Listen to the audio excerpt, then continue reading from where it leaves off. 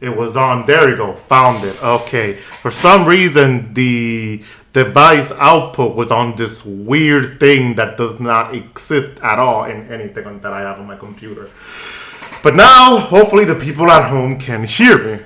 So, as I was trying to say, hello everybody, and welcome to another exciting episode of the Quest Collective, a Dungeons and Dragon themed around the popular MMO RuneScape. I am your host, Valdez, the Dungeon Master. And first of all, I hope you all, including the players, have enjoyed your long, what was it, 2-week vacation? Something like that. Too long. Simple One as of them is too long. typing, one of them just typed, no, I haven't, fuck you. Okay, I see how it is. So, let's see. Luke Raven, I'm going to type your name, I'm going to write your name down, you're the first to die. Oh, I was nice enough to give you a vacation, and this is the thanks I get? Damn. That's a shadow roaming. Anyway, jokes aside. So yeah, we had a 2 weeks vacation. One because a lot of players had to go busy in real life. I also got sick, and we also had RuneFest, which I pretty much enjoyed. But now we're back to continue the story. So I remember where we left off, so I'm going to give everybody a little bit of a reminder.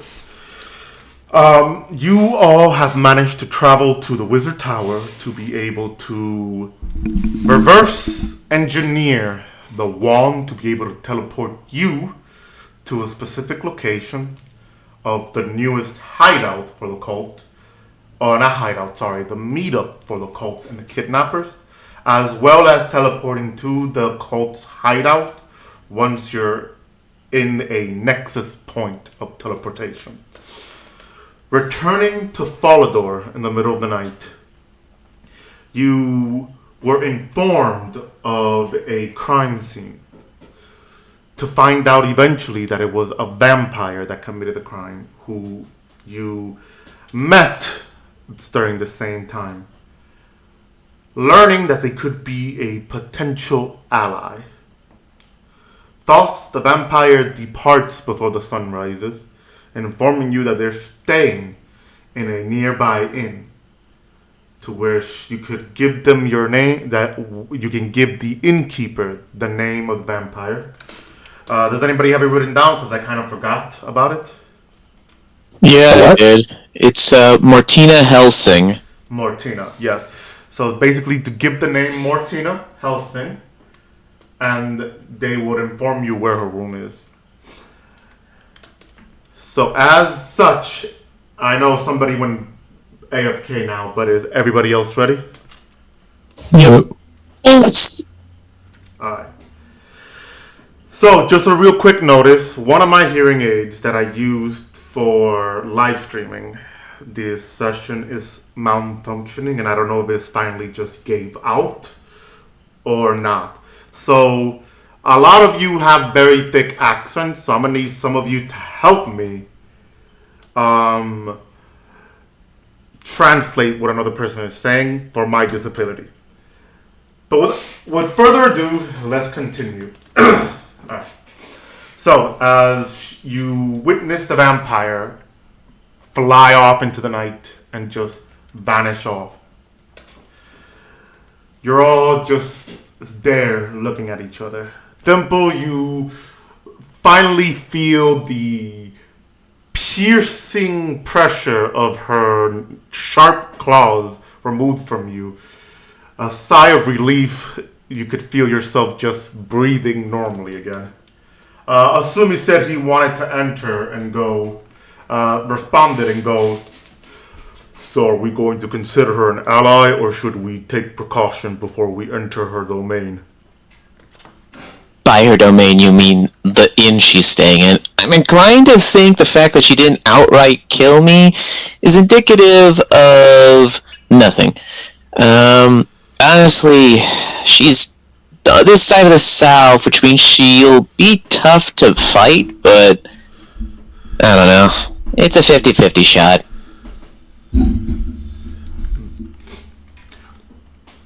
He's typing. Anybody else wants to contribute to this? Right now, I do not see issue with women.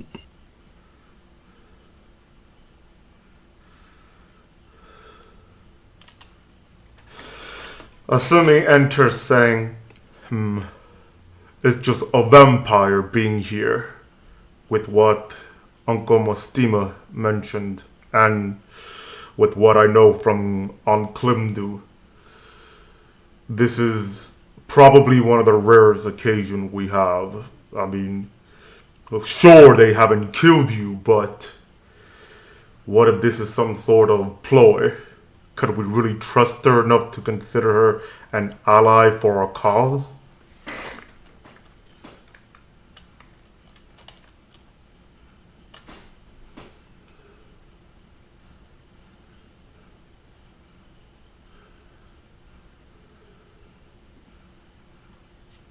It sounds like that she isn't exactly a fan of the kidnappers, so at the very least, she'll be able to at least help us to some degree. But, I mean, we'll have to really find out what she really wants by talking to her. I honestly don't trust anything that calls me livestock when they're hungry, but if they're willing to put their fangs to good use against something worse, I'll work with them for now. We dwarfs have saying, enemy of enemy is friend. And if you're no longer friend, then you step. So we should just be prepared and... yeah. I'll take the help when we can get it, I think.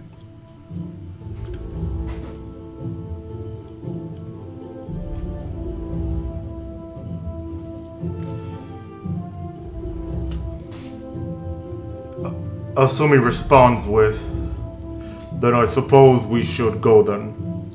Let's first inform the guards that we found what happened to this body and let them know that we're going to investigate further so they don't at least be surprised when they find out it's a vampire.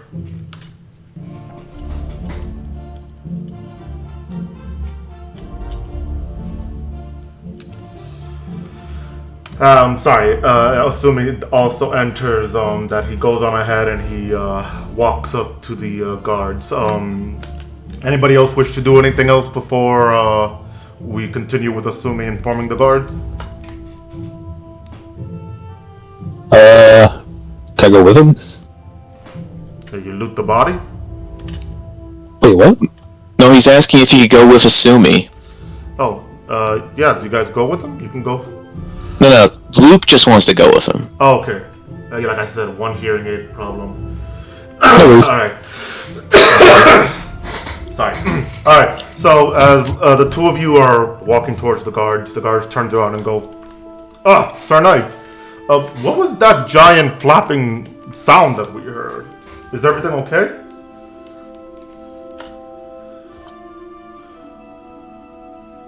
Asumi had it prepared. So we figured out the cause of the death. It was a vampire. But before you panic, just to let you know that the vampire is friendly. This victim, the dead victim, is a kidnapper that we've been trying to track down. And they seem to have killed him before we could question them. And we're going to speak with the vampire now to try to find more information and see if they could be a potential ally. The guards look at each other before looking back at you, Asumi, and go, hold up, Sir Knight. Surely you don't mean the vampires, the creatures of the night, unholy beings of Zamrak? Those vampires?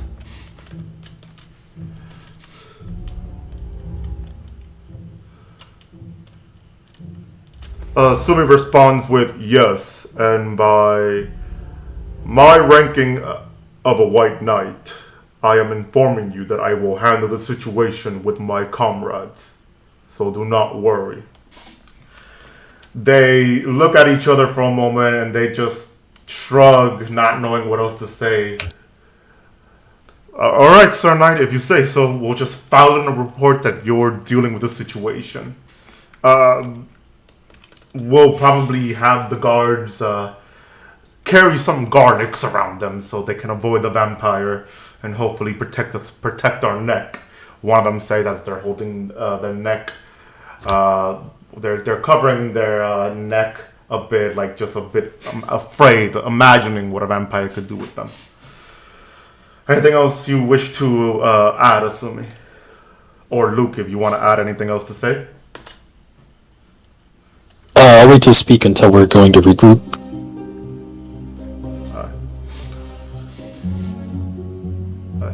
Asumi responds with a nod before returning to Luke and goes, have you ever dealt with a vampire before? You're from Varrock, right? Yeah, I'm from Varrock, but I don't think we get very many vampire menaces in our area. And if we did, I don't know if my low city guard standing would have been somebody that would have had to deal with that, unless they were in the city itself and making an obvious ruckus.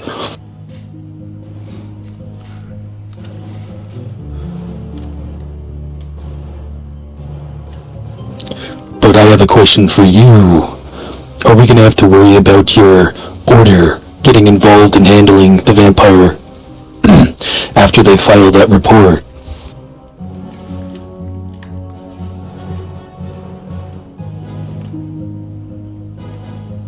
He responds with, it shouldn't be a problem.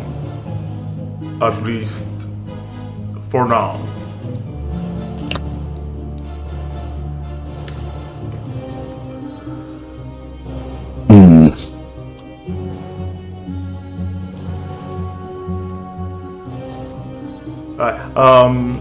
He typed in saying that he starts walking back to the group It's still, and he's asking the time of day. Yeah, it's still nighttime, but looking at the sky, obviously you can see the sun is going to rise slowly.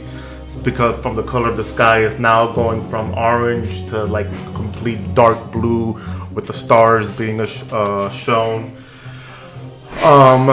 So you have enough time to be able to go to the inn. Alright. So he says he still continues with the group then. When he arrives there, Asumi says, "Alright, I informed the guards. Is there anything we should do now before we speak with the vampire? I feel like maybe we could get some stuff out of the way."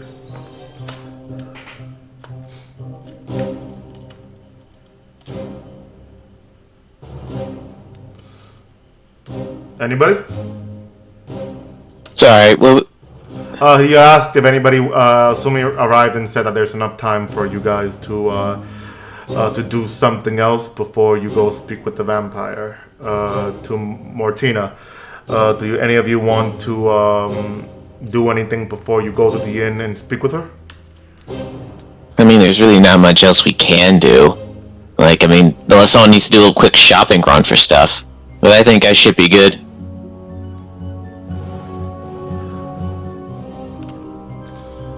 Alright, if nobody else objects, then we'll continue to the end then. Sounds good. Alright. No objection then. Here we go. So as you guys start heading your way to the inn, it's still dark.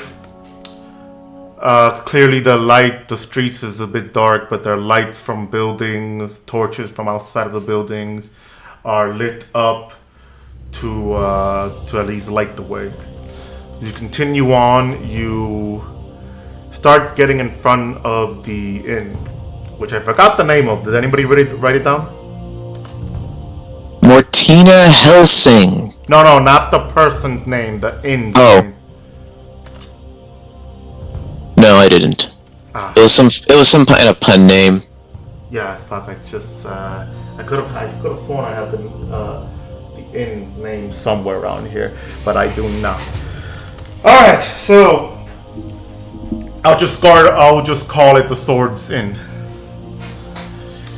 For now. What's wrong with the Rising Sun Inn? Because the Rising Sun isn't an inn, it's a pub! Is it? Yeah, it's not an inn. The second floor does not have any room. It's just another fucking chairs and tables.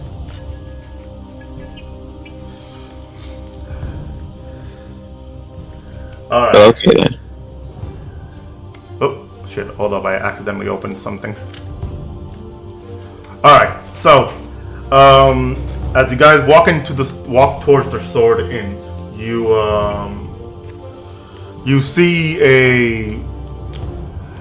a male innkeeper just sitting down on his desk as he looks up and goes, "Welcome."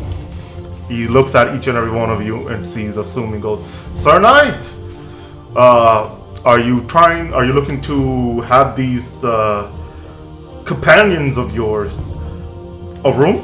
We have several rooms available for you if you wish."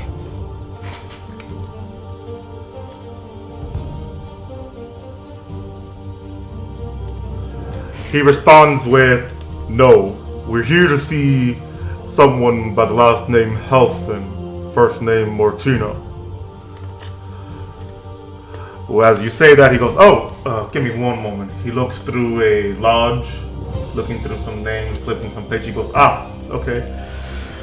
Yes, she's actually on the very top floor. She requested a very large room, penthouse, if you will. She's going to be staying there for quite a while. She paid for a full month in advance. She's at the very top. Go ahead.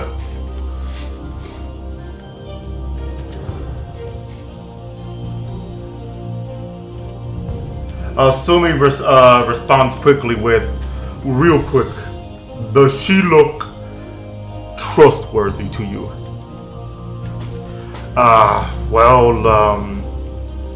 When she came in,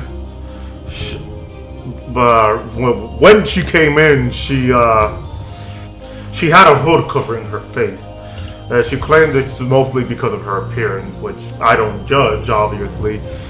But other than that, she paid me a very large sum of gold, and anybody with the gold, that much gold enough to pay for a room, I'd say is trustworthy in my book.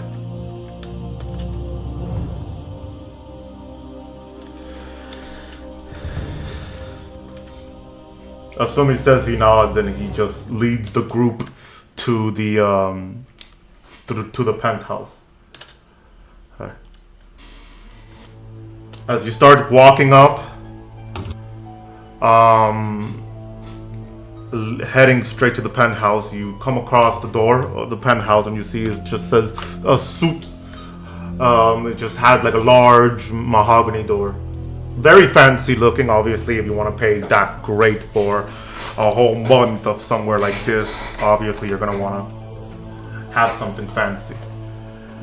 So yeah, do you knock? Who wants to knock?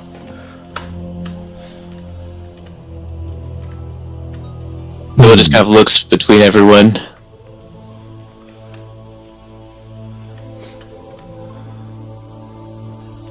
Asumi says he gently shoves Thimble with his knees as a hint to knock. Does the door have a knocker on it, by chance? So what was that? Does the door have like a knocker on it? Like one of those like metal knockers? Yeah, I would say that there is one, yeah. If allowed, I would pick up Thimble. I was about to suggest the to the same knocker. thing. Thank you, Luke. I really appreciate it. I think Thibble grabs the knocker, knocks a couple times. At least someone has the decency to help me up. Yeah, sometimes you find yourself vertically challenged. It happens. As you knock on the door slowly opens up, but there's no one there that appeared to open.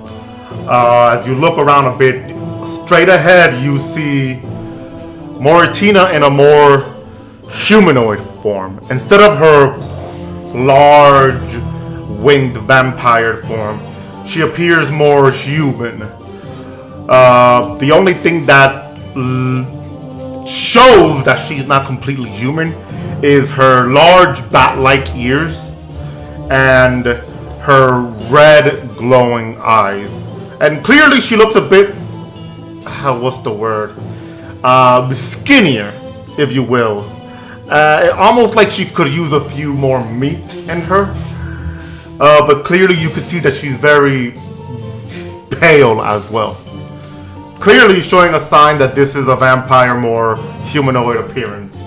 At least one that she's comfortable with. As she goes, "Come in, friends, come in. Seeing you here only proves that you definitely wish to at least consider our alliance. Yes?" Yep. Alright, Luke, you can put me down now. Yeah, I'll set you down. Thank you. Thimble adjusts his hat as he walks in. Yes, well, we're kind of, needing the help. It is what it is.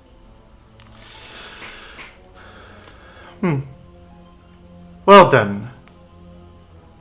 Come, sit down, grab a seat. She gestures to these comfortable chairs, large sofas, and she goes, "I can order some service of the rooms. I believe your human calls them room service? Yes?" I think we'd rather get down to business. "Well, then have a seat. We have much to discuss," she says as she grabs a wine glass where she starts sipping it. The liquid looks red, but it's not blood. You could tell it's not blood because it having a glass of blood, it would be darker than this red liquid. So you can at least tell it is probably wine. As she starts taking a few sips of it, do you guys accept her offer and sit down? May as well. I'm willing to talk, but I'd prefer to stand. Asumi says he just walks close enough to stand next to the sofa or chair wherever Thimble is sitting down, just to show discipline. Sure, buddy.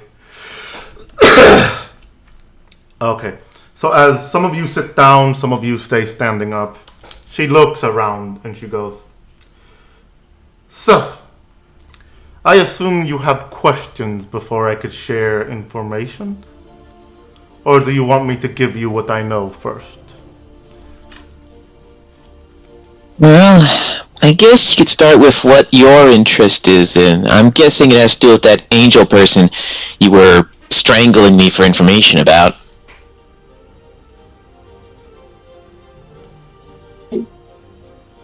Asumi responds with, "Yes, I would like to know about this angel person and why they were in Falador to begin with." She nods for a moment as she goes, "Very well.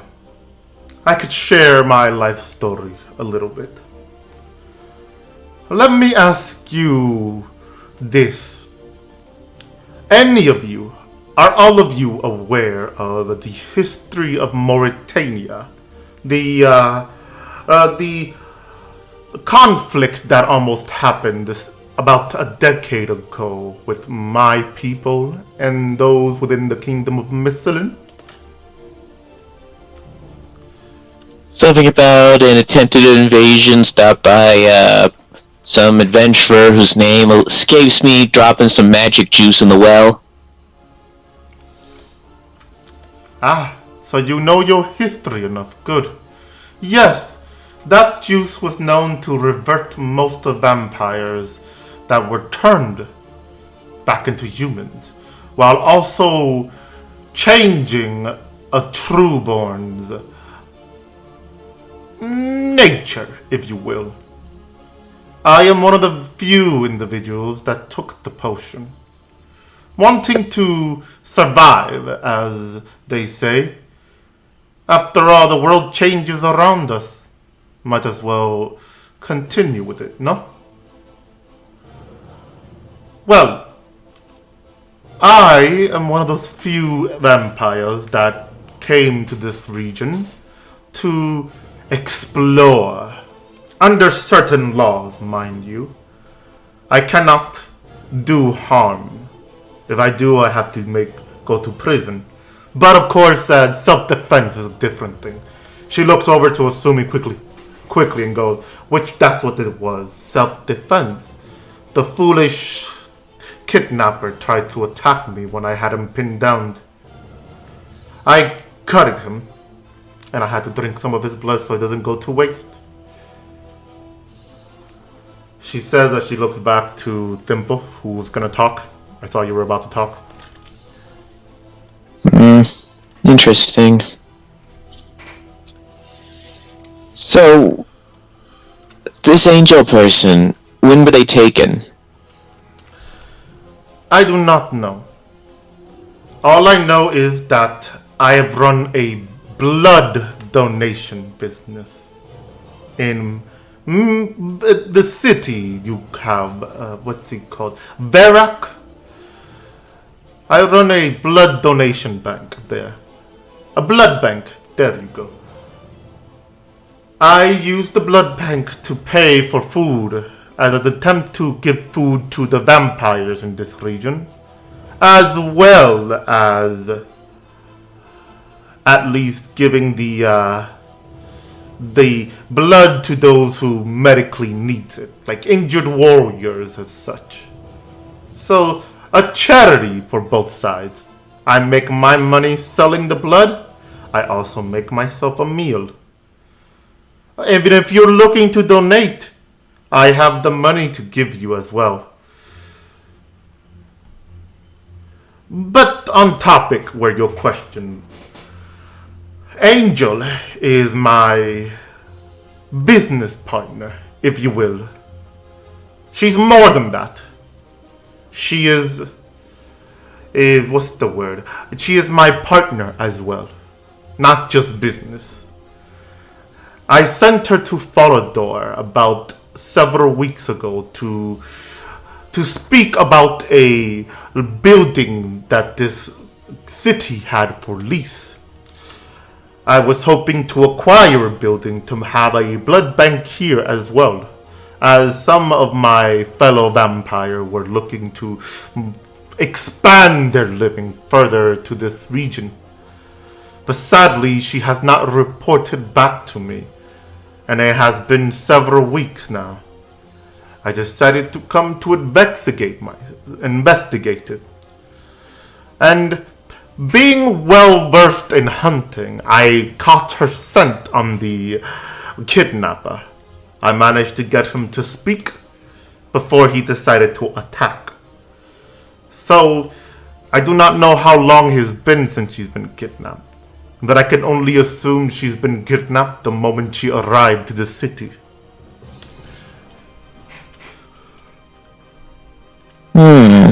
You know, your enhanced senses could come in handy. We have a means of getting to the cult's base, but we need to find where they've been teleporting from. If you can track down Angel's scent somewhere in like that area, or potentially one of the kidnapped victims, you might be able to go there and teleport to their base and start freeing the people.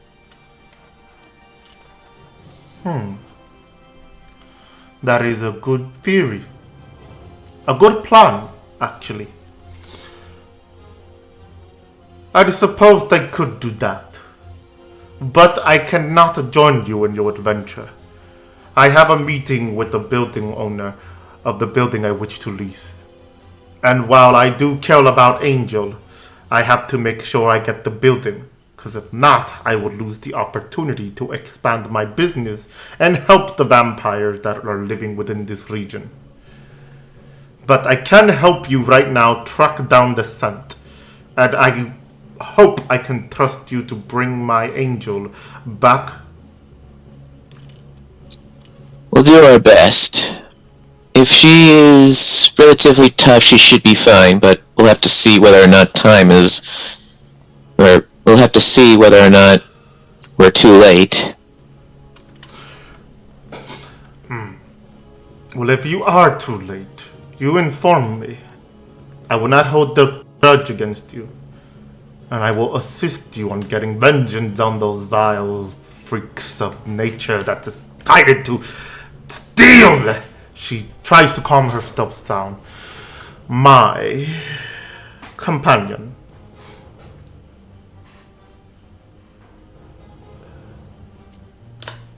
Alright.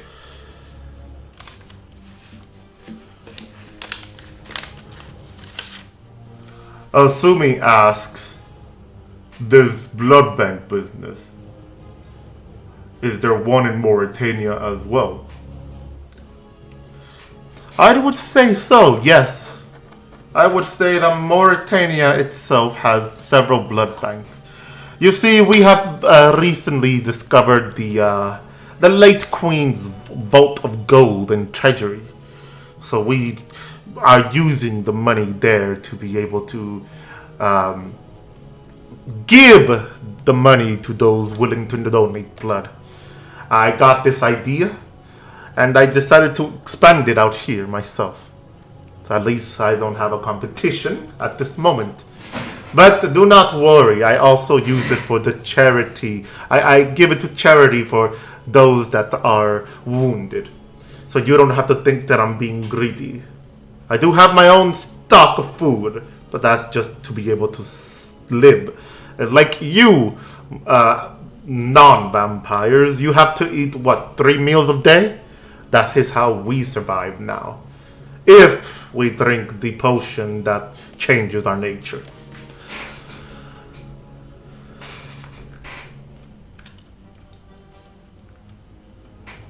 Asumi responded with, interesting. He then looks at Dimples and go, so this plan of using you to track. He looks back at Martina. Are you able to do it now? Or is there anything that we need to know before we continue? There is one thing, actually. When I was interrogating the kidnapper, he did inform me that usually the cult themselves ends up having some sort of, what's the word, new members? He explained that every time he meets the cult to deliver the hostages, there's always a new person every time. I have a theory that perhaps maybe the cult themselves are kidnapping and recruit the kidnappers. If they're always a new person at the meetup location. No?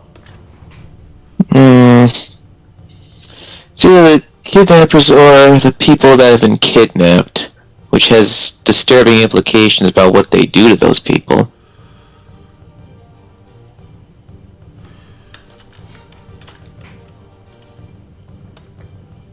Asumi leans into Thimble and goes, What if she is right? Remember the guy that we have in Remington?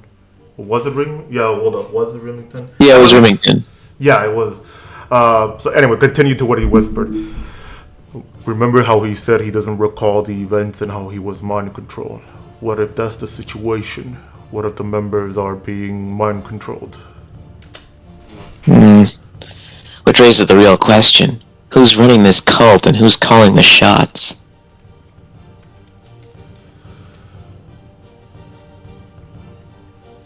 Asumi responds with, this probably is going to require you to sneak around the base first to see if you can find who's calling the shot. Perhaps we could find out, and instead of running in head first, we could locate the boss and try to put a stop to them to avoid harming any of the civilians. I have a feeling it's not going to be that simple, but I'll see what I can do. Martina goes, so the small one is capable of sneaking in perfectly. As you look at her, wondering how she heard you, she gestures to her ears. To be fair, I kind of guessed you'd have super hearing. I'm not sure why this one was whispering. It is fine. I could tell you two are close. What are you? Cousins? Lovers? Friends? Cousins. Well, a bond that strong usually means you only trust each other for now. That's fair. Usually that happens a lot. Do you wish to go now, or do you require a moment of rest? You're free to relax here as long as you need. But we need to act quickly before I have my meeting. I mean, is everyone else ready to go? We should go now. Yes. Luke would crack his neck and knuckles. I'm ready. Yeah, let me see if I can give that sound effect. Hold up. Well, I guess now is the time. I think I gave that sound effect of Luke cracking his knuckles. I just cracked my neck. There you go, Luke. I did you a favor. Ow. Hell yeah. Alright. Alright, so, as you guys confirm that you're ready, you go on ahead and you start preparing, getting the stuff that you need, and you head out. Well, first, actually, let me ask you this. Are you going to use the teleportation to teleport there first, and then have her sniff for the Nexus area? Or do you want her to take, to lead you to where her scent stops? I think where her scent stops, because if I remember correctly, that spot might not be usable now that the cult knows we know about it. Alright. Okay, that's mine. Alright, so she starts leading the way. When I started, she starts leading the way, she goes, so I follow her scent, and I recall finding the dead end. If I was a werewolf, I could have most likely found her quicker, but sadly my scent is not as good as theirs. But I've always kept angels sent close, in case of anything like this were to happen. I hear the humans and other species within this region tend to be cruel. Is that true? Sorry, the what's are cruel? The humans or other species within this region, they tend to be cruel, and she's asking if that's true. I mean, depends. Asumi respond to interrupt, saying, that assumes on the species. Humans tend to rob and steal, goblin tends to raid, so it depends on who. Some of us are more civilized than other, calmer even. If you're expecting a more peaceful travel here and there, it can be promised, but to always keep your guards up. There's usually some highwayman around here during the day. I see.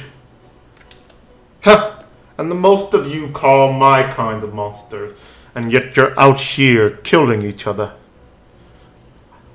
I hope you see the irony in that, she says, looking at Luke.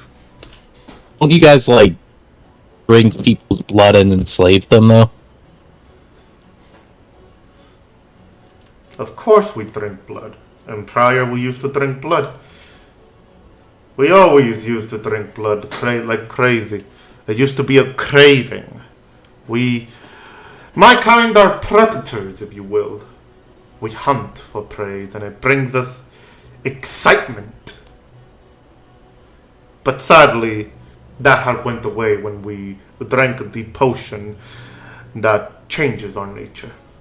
But do not assume that our predatory instinct went away. Sometime we use hunting for sport, animals, blood sometime. Not as tasty as the more sentient creatures. But it is good enough to hunt. Yeah, you guys definitely don't sound cruel.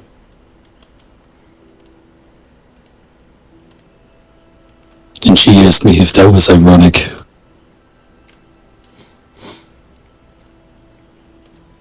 As far as I know, you humans hunt too. Other creatures, I believe you call them slayers, no? Also hunting other creatures to near extinctions. I believe you used to have, what would they call it, horses and hornless unicorns? Horses aren't real. Whatever happened to the hornless unicorns? They're not real.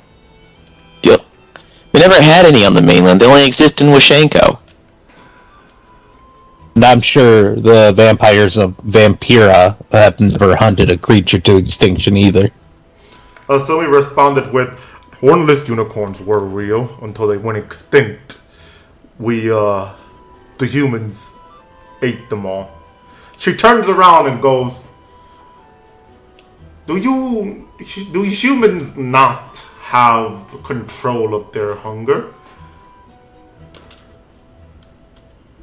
Asumi looks over to Luke before responding, I'm half human, so I cannot respond to that.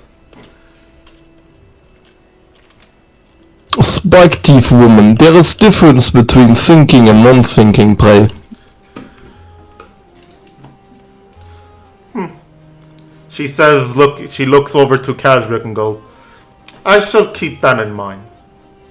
I am learning, so forgive if my words and questions sound offensive? I'm a silent No.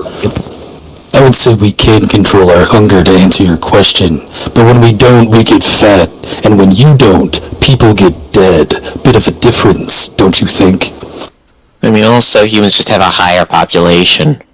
That is true. I will not argue with that. But remember one thing. If the green one says it's true, at least my kind knows how to keep a stable farm.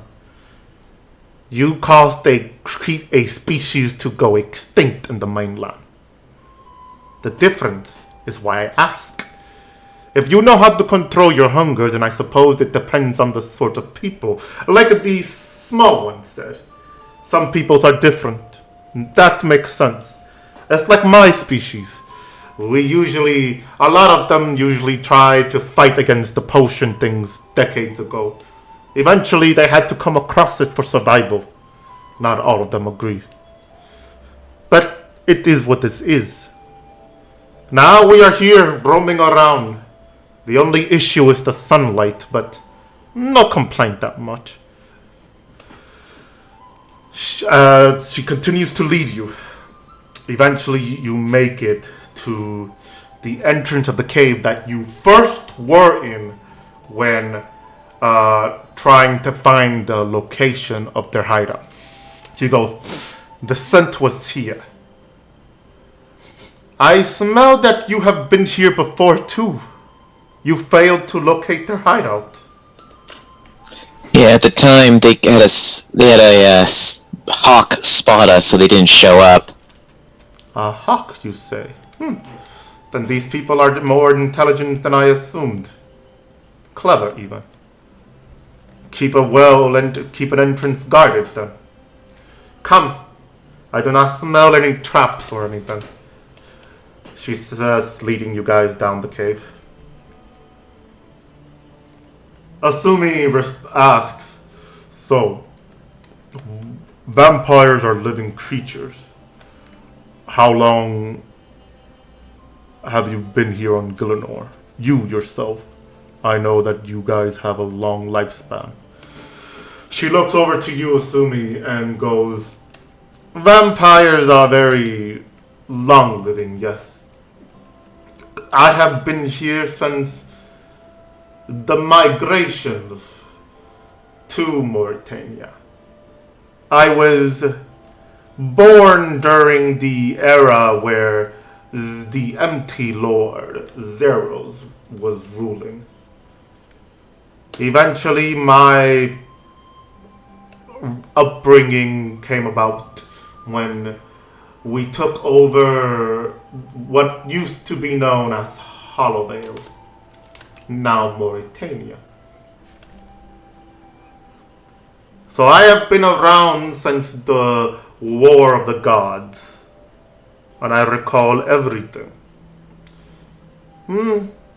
But I still was a young fledgling when it came to the Empire, as they call it. Do you have questions about that era?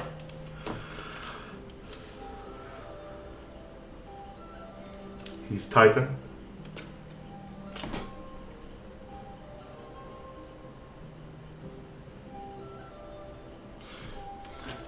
He responds with, no, just curious, because I know that vampires can live a long time, like an Icene. Is it true that you both are counterparts of each other? That depends what you mean by counterpart. Are we of the same origins and plane? No. They are, what's the word? They are the moon, and we are the dark side of the moon. They represent light, we represent dark. They prefer to be around the light of the sun. We prefer to linger within the shadows. But we are not of the same origin. We just are counterparts of what we prefer.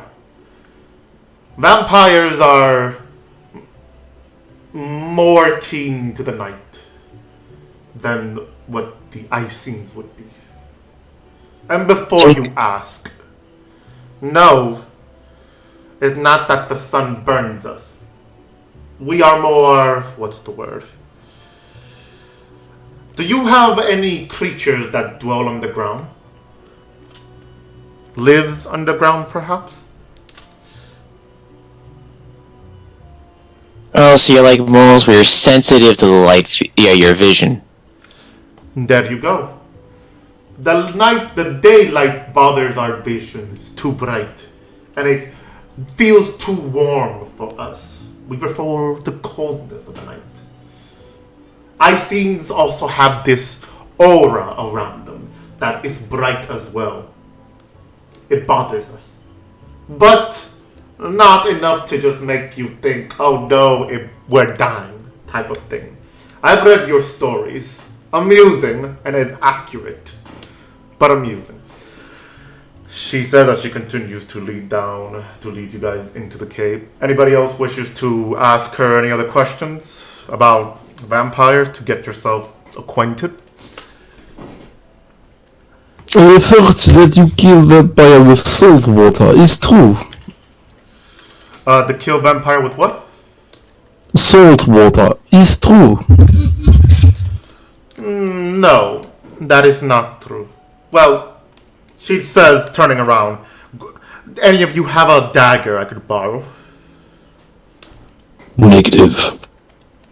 Do you give it to her? She puts her hands up. Oh no, I was saying I don't have one. Negative.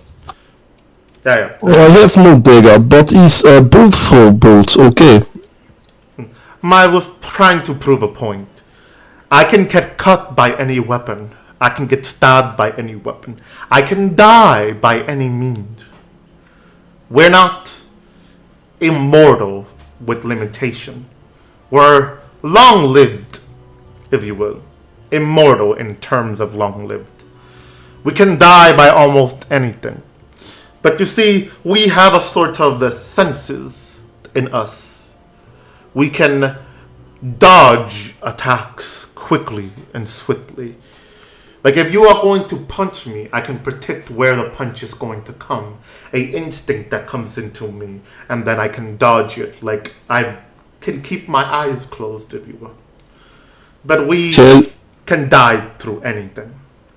Kazarick will go, look over there, and then he will try to give her a Reggie. This is more not a real attack, but she will try to poke her. Sorry, repeat that. Kazarick will go, look over there, and then he will try to poke the vampire.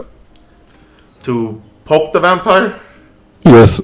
As she looks over there, you poke her, she just looks down.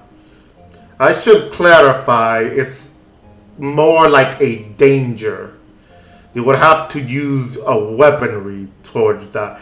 Assuming Daring goes on ahead and tries to swing his sword at her, where she goes and she just moves to the side, dodging it swiftly.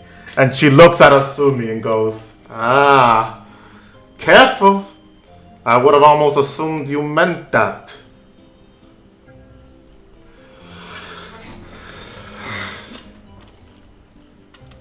Asumi responds with, sorry, I just wanted to prove a point to Kazric. It seems he wanted to test out your instincts. I shall allow it. Now, let us continue, she says, continuing to walk down the passage. Eventually, you make it back to the center of the room, and she sniffs the area, and she stops somewhere in the center, and she goes, it was here, around this area, where the sense finishes.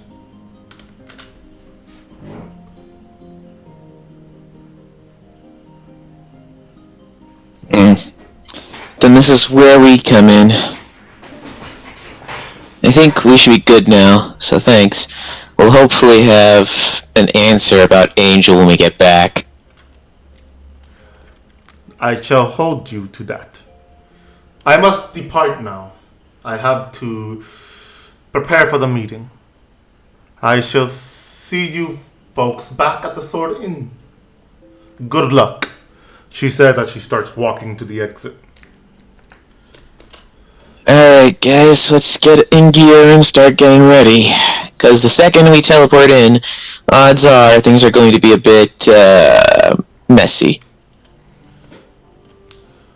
Alright, sounds like Mike had a party.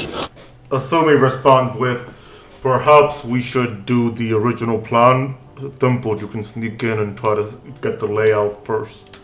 Depending on where we teleport in, we could either teleport in somewhere where we can hold or somewhere where we have to remain stealthy.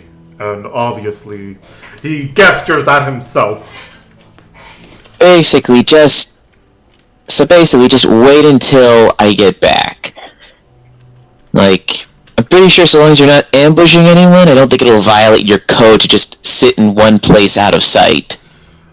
Obviously it doesn't, but if we are to be attacked, that's the If you get caught, that's an entirely different issue. Alright, so is everyone else ready, though? Yes. Sounds good. Alright. Thimble pulls out the wand, and then... Alright, everyone get around in a circle, and then I'll start. Alright. As you go on ahead and you wave the wand, and whew, you're all teleported. You all find yourself in a empty room with crates and ropes. Sorry, just to people at home and for my players. Like I don't know if I mentioned this, but I am sick and I'm not heavily medicated, but I'm out there sometimes, so excuse my lag. But you're in a room that has crates and ropes and bags. From what you could tell, the room has several warding around it. Zelda, Thimble, Luke, and Asumi. The four of you can go on ahead and roll for Arcana if you wish to determine what these warding symbols are. 23.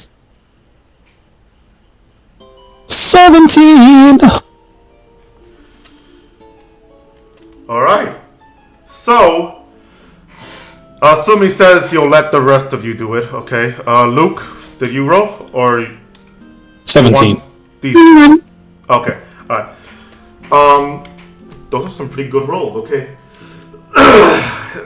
Alright, so, yeah, all of you discover that these wards is a teleblock ward. But not for anybody in here, but for anybody outside.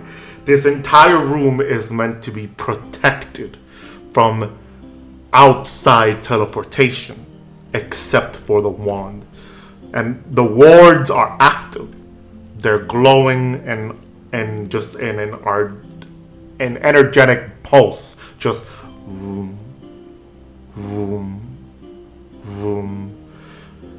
So you know you're able to teleport out, but as long as you have the wand. Alright, so the rest of you just chill here. I'm gonna start scouting ahead.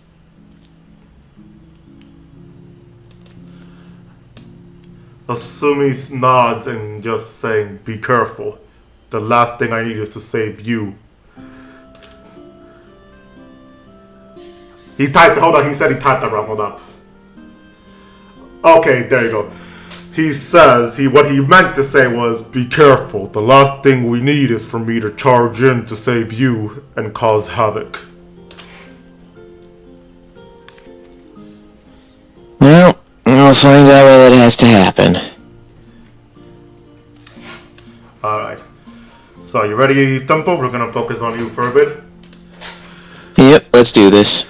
Alright. So, as you go looking for a passage, you find a door. It is a normal wooden door. There is light coming from that door, but you don't see any movements or anything. What do you do? I'm gonna carefully open the door a little bit and take a peek to see what's going on. Alright. As you gently open the door, not making too much sound, but enough that it's just a small little... You take a peek. What's your passive perception again? 17. All right, 17.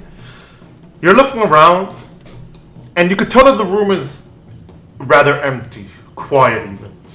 You see that there are several tables, and on those tables there's necklaces and Zamarakian robes, like cult member robes. Do you enter the room? Oh, before you ask, yeah, the room seems like it's empty, like there's no one in there. Alright, so Thimble will carefully sneak into the thing and try to find a place to hide behind. Maybe hide behind one of the robes since he's short enough. Yeah. So you managed to hide behind some barrels and everything that has like several weaponry. And you're looking around and there's no one in the room. The room does seem rather empty. As you look to, let's see. So you came in from the north, right? If you look southeast, there's another doorway. And it's closed completely. After that, the entire room is lit by torches, and the only thing that is within the room is, like I said, like there's tables with folded robes of the cult members. There's another table that has a ton of amulets. You would have to get closer to inspect them. So what do you want to do?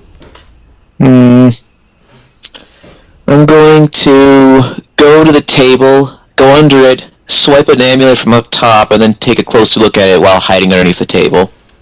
Alright. One of the necklace, right? Yes. Alright. So you go on ahead and you grab it and you hide under the table enough to just position yourself so nobody can see you, and you start looking at it. The necklace looks familiar. Roll Arcana for me.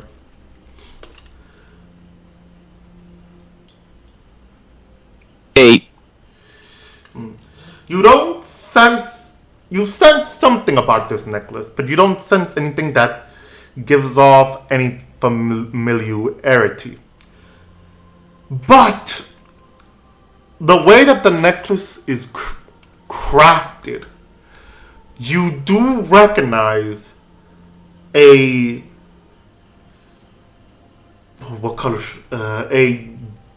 diamond that is engraved in the middle. The way that it's crafted in the middle of the necklace reminds you of the one that leader of the raiding party was wearing, who had a Saradominus symbol on him. The necklace symbol, the holy necklace, gold, but with a diamond engraved in the middle of the star. This one is a Zamarakian symbol, a unholy symbol, with a diamond engraved in the middle. It's a little too coincidental. Then we would carefully put the amulet back up top on the table, and then sneak over to the closed door and would listen at it to see if anything was going on inside.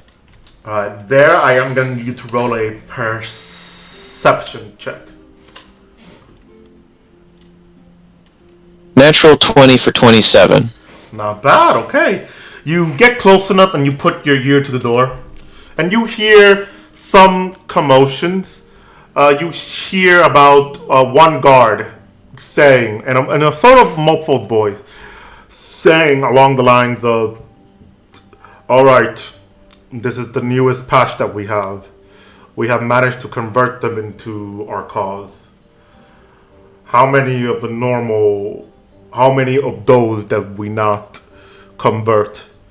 We have at least 30 unconverted. It seems the necklace is not powerful enough to convert them that well.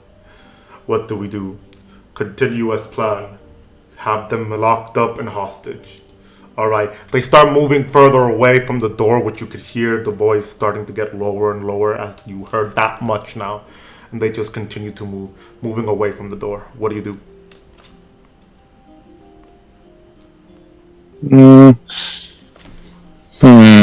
So just double check about the general layout. This is the only other exit from this area, right? Yes, that is the only exit to the area. But you can hear them moving away, so they're getting further away. You can tell that their back is turned from the door. Alright, I'm gonna carefully open the door to see how far away they are and whether or not there's any places I can sneak behind. Alright, as you go to open the door carefully and just look, you see that they're moving further to the next door themselves. You look around the room real quick, and there are several boulders for you to hide behind. There's no one else in the room. Hold up. Okay, yeah, so as you're seeing them walk away, heading towards the door, you see them carrying at least several robes and necklace as they're walking. The room itself just seems like a normal passage to walk from one room to another, so like a small hallway. Not too small, it's about like at least 30 feet wide and 50 feet long. But they does have boulders for you to hide behind, and it's not that light in the room. There's only at least 4 torches, 2 on each side, to be able to light the way. I'm gonna first sneak over to one of the boulders after carefully closing the door behind me, and then and I'm gonna look around to see what are my potential areas of investigation. Alright. So as you continue to follow, going stealth to one boulder to another, like I said, the room is just a passageway enough.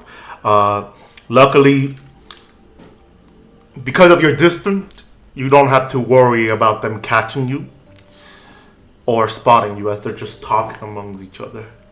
They open the door and they walk through, leaving the door partly open for you to look in. Do you wish to do that?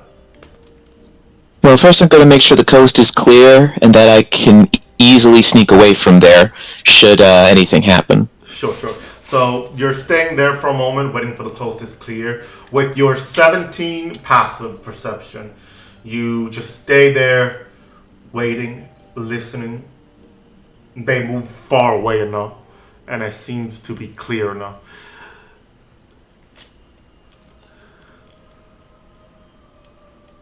Alright, then I'm gonna sneak over the door and eavesdrop on our 2 mysterious cultists. Alright. As you go ahead, you get closer to the door. Do you take a little peek, or you just stay behind the walls or door just to listen?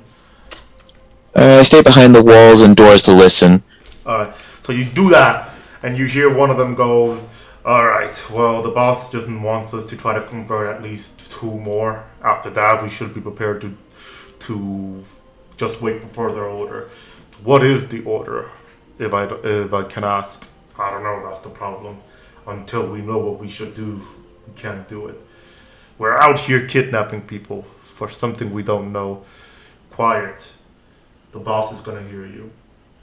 You're right, sorry. It's just, we have to do something, For the greater good of this kingdom.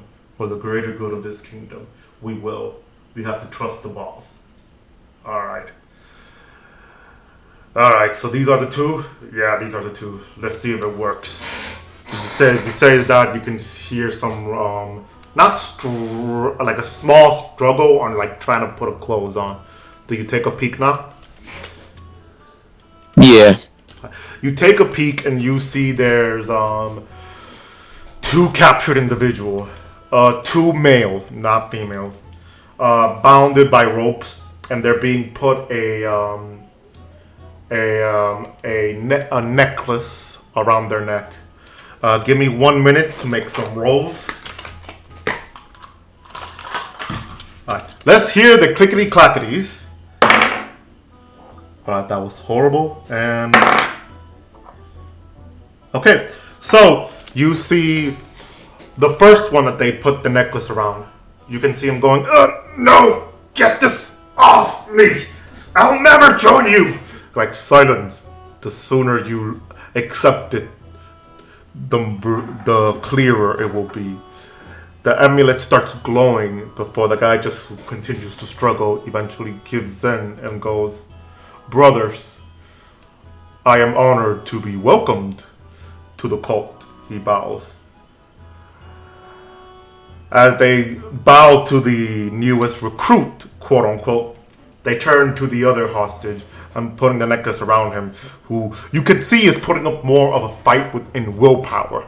Before he goes, "Fuck you! You'll never control me like this!" This one seems to be strong enough to fight against the... Yeah, I know. What do we do? The boss already told us. He goes on ahead and he just whacks him across the face with a club, knocking the guy out. Put him with the rest. Come, brother. They unbound the ropes to the one that got mind controlled, and they just continue to the next room. Alright. Okay, so is there any other like rooms in this hallway?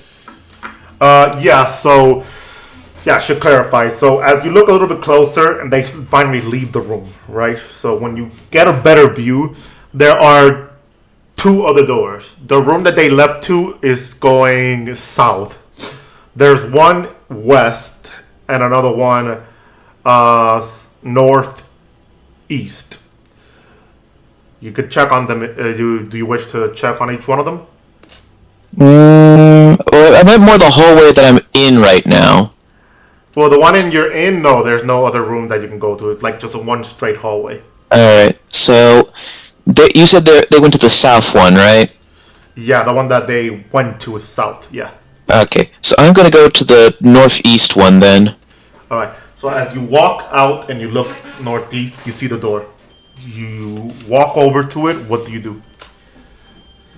I'm going to listen at the door to make sure no one is there before I try opening it. Alright, so as you put your ears to the door, with a passive 17, this is what you hear.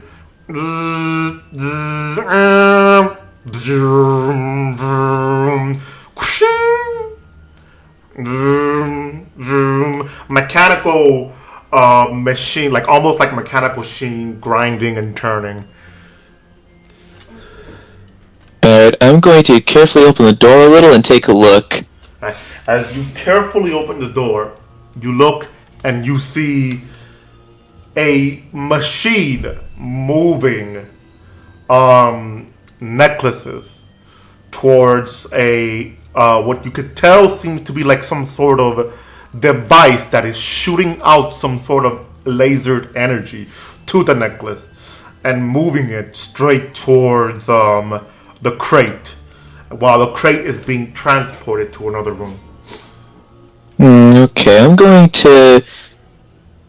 I'm going to carefully sneak into the room and I'm going to try to get a closer look at that machine. Alright. As you sneak into the room and you're looking at the machine, what are you trying to find or determine? I guess I'm trying to understand what exactly it's doing. Go ahead and roll for intelligent. Or actually, investigation might be better. Roll for investigation, actually.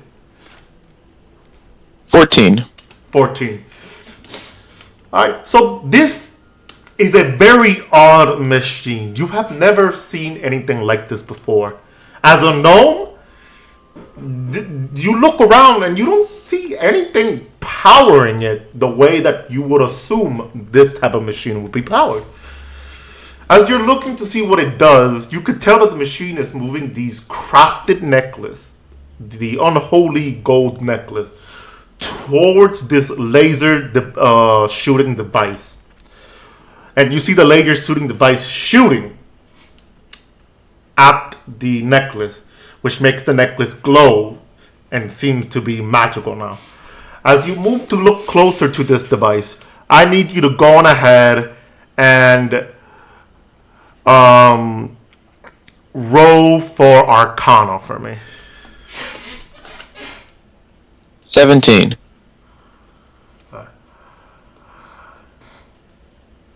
Let's see. So with that 17, you look and you see that with under the laser machine, the device, it is harnessing ruins to enchant the amulet itself, with several extra ruins to put a spell in it.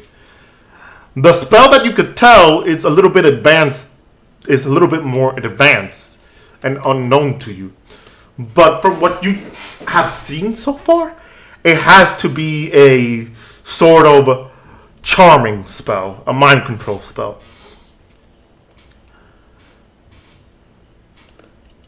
Well, this explains a lot. Okay, so Thimble's gonna carefully walk away from the device and go to the door, carefully open it, and look out to make sure the coast is still clear. Okay. As you do that, you look around and the coast is still clear. Nothing shows any signs of anybody being in there or any signs of anybody's going to walk in there from what you can hear. Alright, I'm gonna go sneak over to the west door now, carefully closing the northeast door behind me, and listening to that door to hear what's going on inside. Alright, so as you do that, you quickly go, open, close, and then check. You're looking around. On this other side of this door, you find it is a room full of Zamarakian hawks sleeping.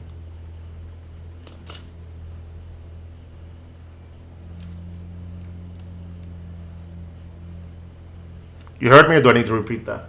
Sorry, I forgot. I said I'm gonna carefully close the door and pretend I didn't see that. And now I'm gonna go to the south door. Like, nope, not dealing with that shit today. Alright. I got time for that. Alright. So you start going to the south door. You look. Do you also like put your ears in there to listen? Yeah. Alright. As you put your ear there to listen, you hear commotion. A lot of commotion. You can hear some people with your passive perception. You can hear some people shouting, "Let me out! Damn it! Do you not know who I am? Let me out!" You hear some sobbing, some crying, but at the end of the day, you don't hear any footstep or retaliation from anyone else. It's just mostly several people screaming to be let go. Looks like I found the prison.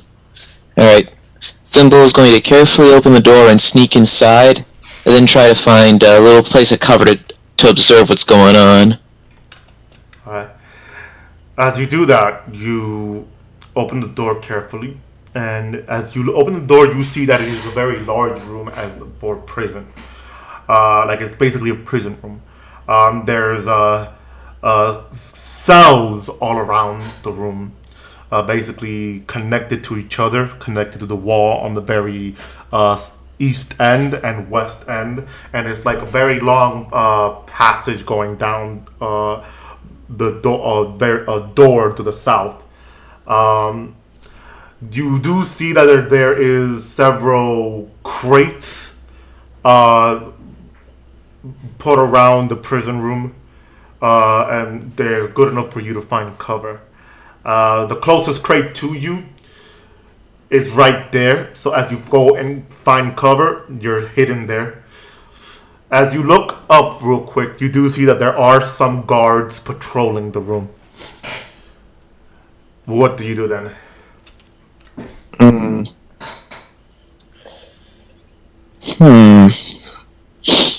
Alright,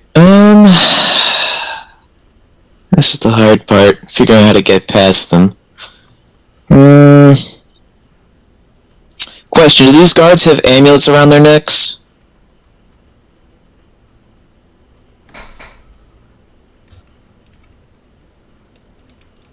Sorry, what was that? Do these guards have amulets around their necks? From what you could tell, yes.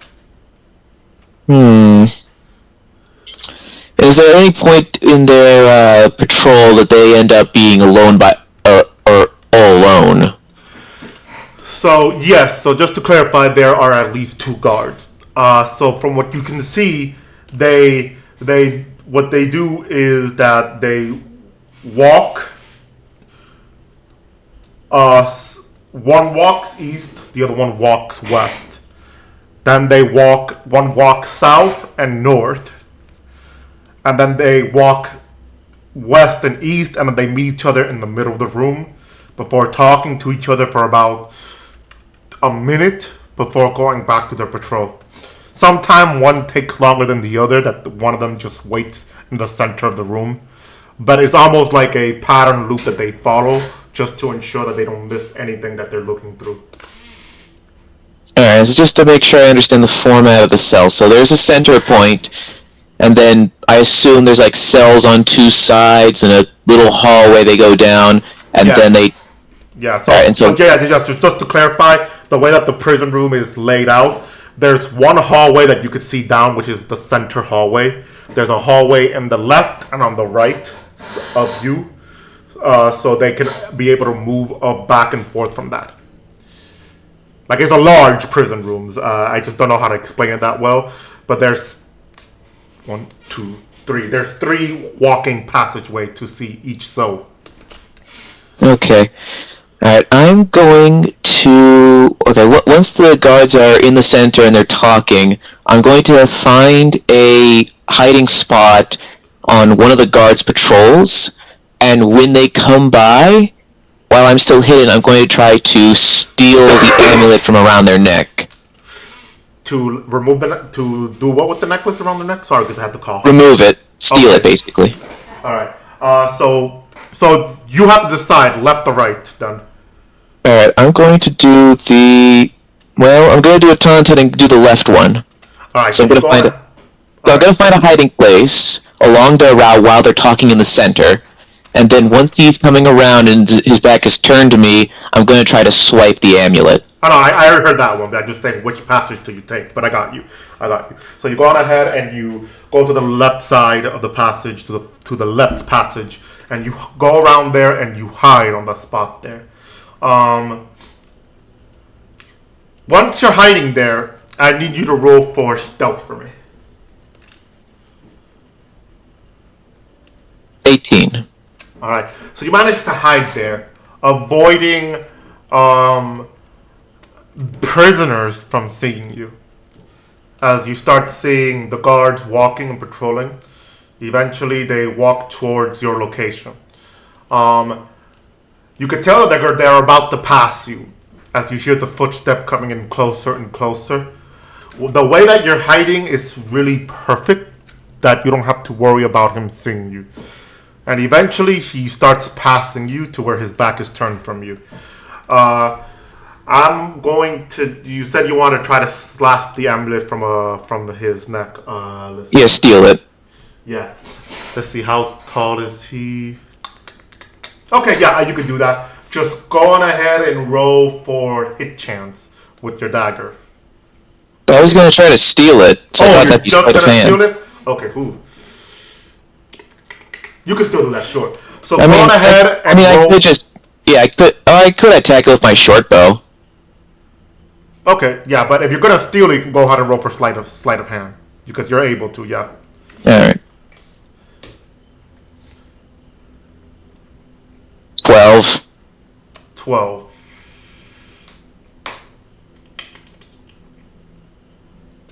Alright. Let me, because this is a guard and I do have the stats for him, so let me roll for perception with disadvantage because you're being stealthy. That's alright. Okay, so that leads to... Okay, so you see that you were going to grab the necklace and you almost mess up to where the necklace moved a bit. But luckily the guard is oblivious to you being there, that he doesn't notice, that he sort of fixes his robes instead of his necklace, that you manage to unhook it and remove the necklace from him. Alright, then from my hiding place, I'm going to take a... So first of all, it is one of those necklaces I found on the table, right? Yeah, the same necklace that you see on the table, yeah. And does it seem enchanted?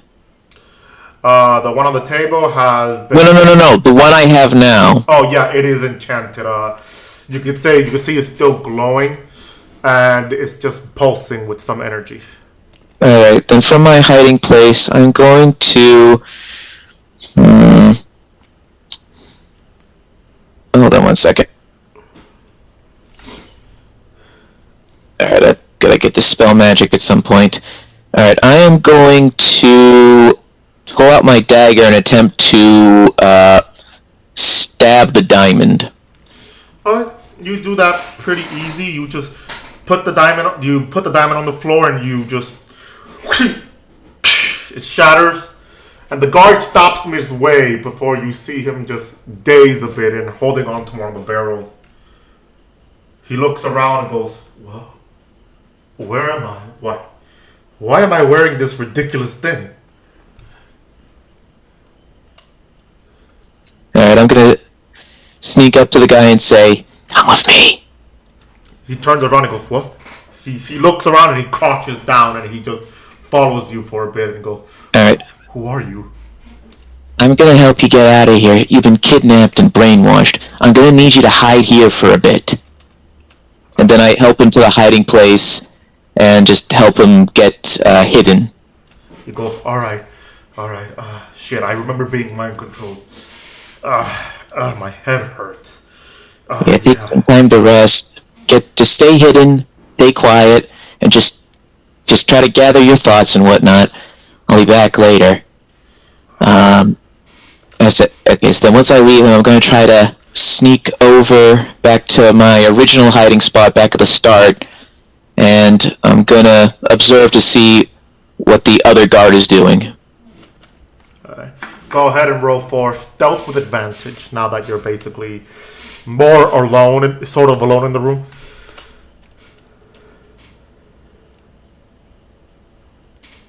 It's barely dodged a nat 1, 24.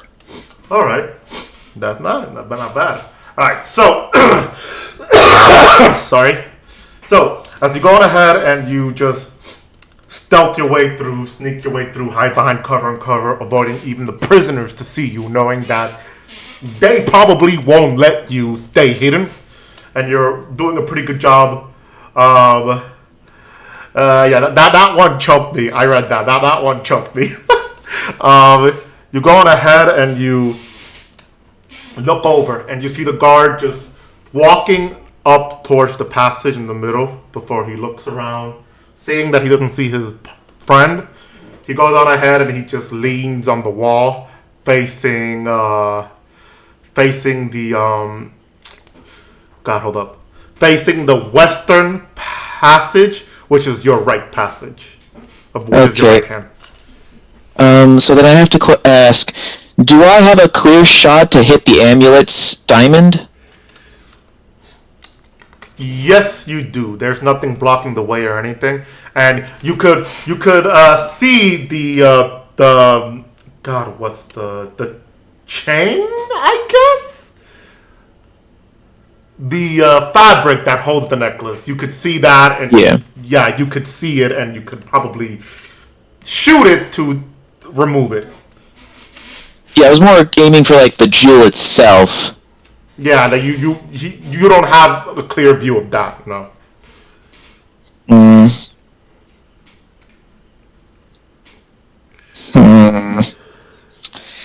Alright. Alright, this is a tough one. I'm going to...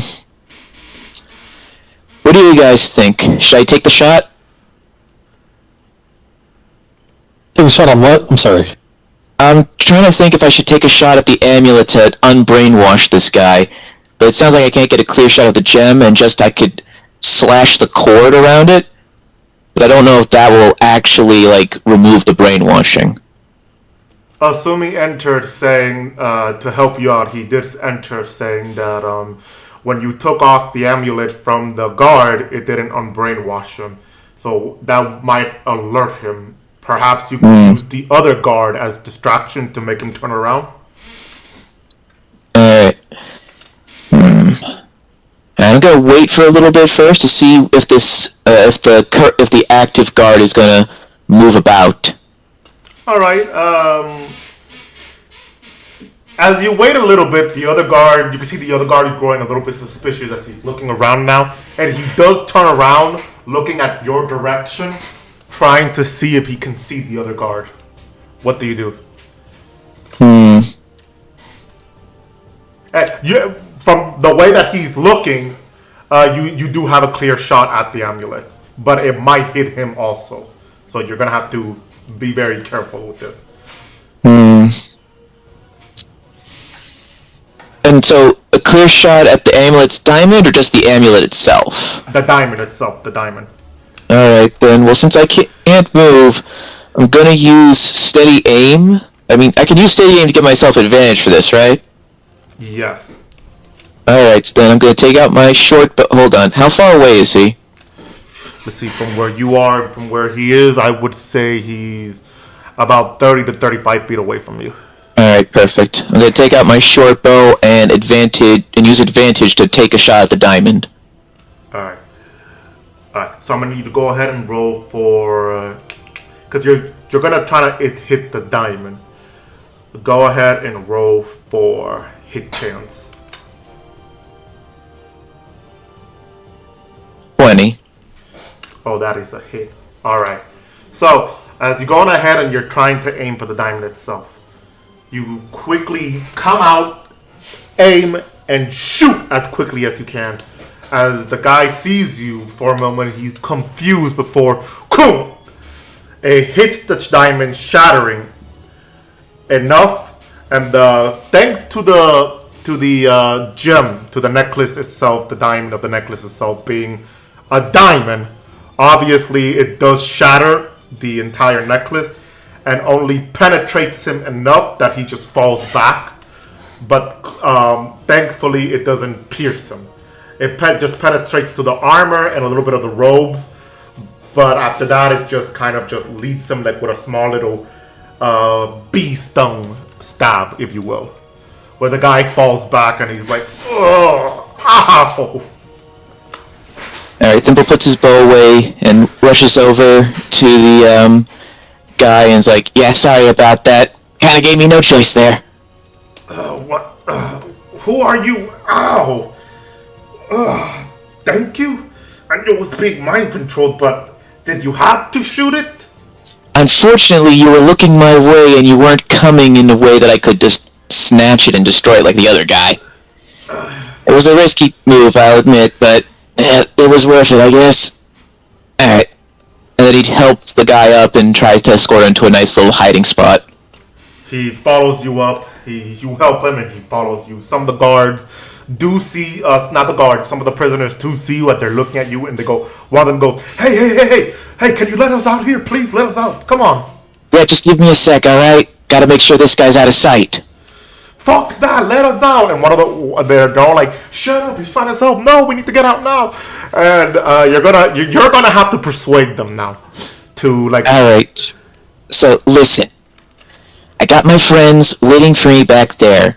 The second I help this guard out, I'm gonna get the keys, gonna let you out and escort you guys to get you, so that way we can teleport you back to safety and you can get back to Falador. If you can wait, and I ask you to show some patience here, I'll get you out, but we gotta be stealthy about this.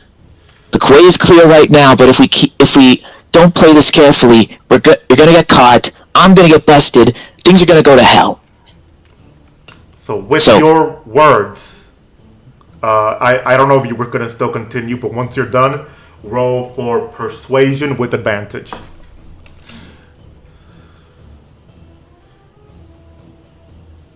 18. 18, alright. So, as they look at you and they see that you saved this guard from being mind controlled, and they look at you and they're like, fine, we'll wait. But if we feel like you're taking too long, we're going to shout. We're going to shout for you. Don't take too long. We need to get out of here. We've been here for days. Yeah, no, I understand. Then he just figures out where the keys are. And then so now that they're calmed down, I'll finish escorting the guard, and then I'll ask, do you have any keys for these cells, or are they somewhere else? The guard's like rubbing the top of his head and just like trying to get off the hungover of the mind control. He looks over and he goes, the keys are on the hangers over there. You said you have some friends. If anything, I could probably escort these prisoners to your friends. Sounds good. All right. I'll go get the keys. I'll let them out. I'll get the other guard. You two will escort them back to the supply room, and then Thimble will be like, "Be right back," and then he'll rush over the key hanger and try to snag them. All right. As you go into this key hanger and you snag them, you were able to do it pretty easy. You snag them, and I'm gonna assume you open the cell doors, all of them, or do you give it to the guards? I'm gonna open the cell doors since they kind of want me to do it. So and plus I'm a bit faster. So plus those other guys are hung over from the mind control.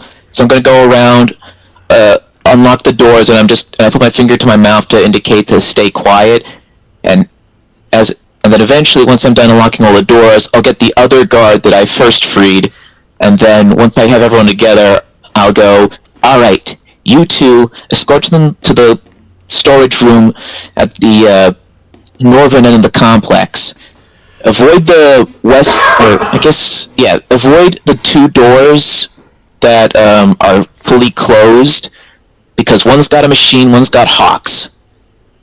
You escort them to safety. My friends will help get them out of here. I have to keep scouting the place out. We cool? The two guards look at you and they go, all right, sure.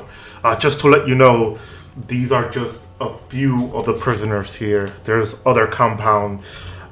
This place has other prison cells. The ones here are the ones that they regionally captured and are going to mind control. So you saved a lot of lives right now from being mind controlled. Thank you. The other cells, we don't know where they are completely. The other one goes, I have a faint memory. It's probably deeper in the complex. But if anything, you managed to save enough of us. Alright. Do you remember if there's like a lot of guards ahead? Yeah.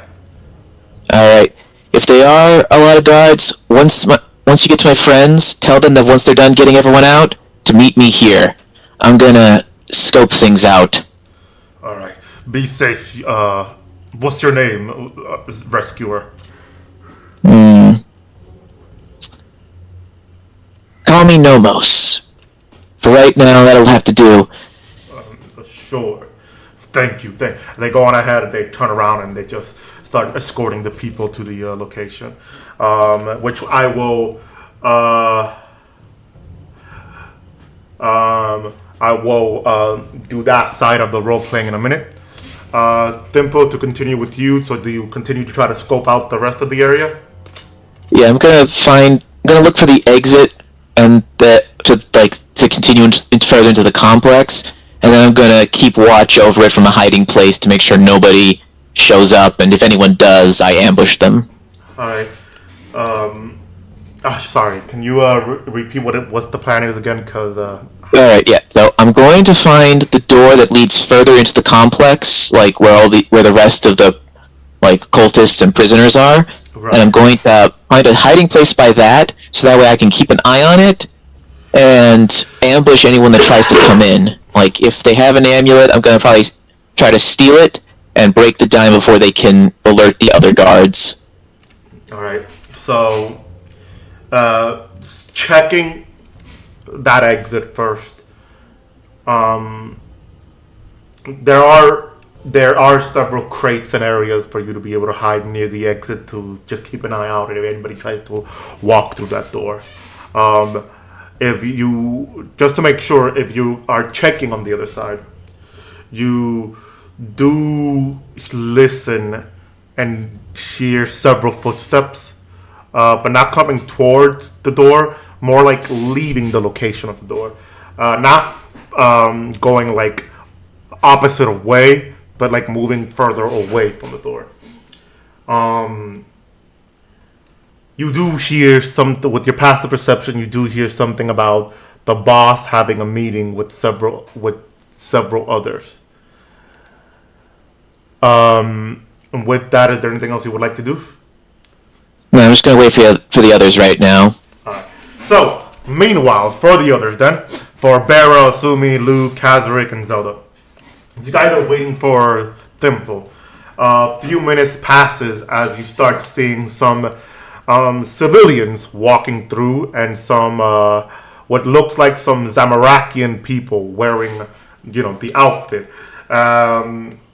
Asumi already entered it, so he was ready. He was waiting. So you knew I was going to lead them with the robes. But as you see them with the robes coming with the outfit, Asumi draws his weapons and goes, "Whoa, shit, we were discovered." Before the guards go, "Whoa, no, wait. Gnomos, he told us to meet you guys here. You were here to rescue us, no? These are the prisoners. We were all mind-controlled. Well, me and this guy were mind-controlled. These people were about to be, too. We were told to come here because this was a safe spot."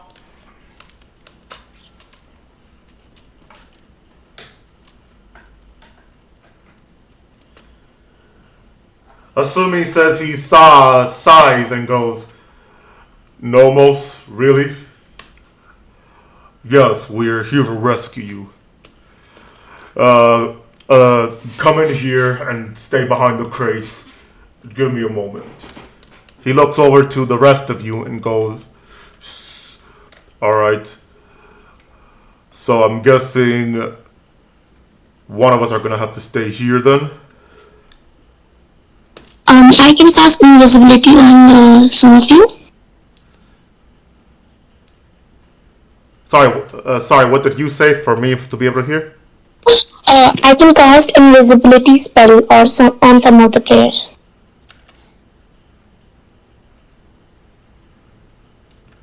Somebody help because one of my She says she can cast invisibility on them. Invisibility? Okay. Are you able to cast invisibility on that large amount of people? I can cast that on 2 people. Okay, then yeah, that's fine. Alright, so you cast invisibility on them. One of the actually, assuming, because I know you heard Thimble say it, but I forgot to say it.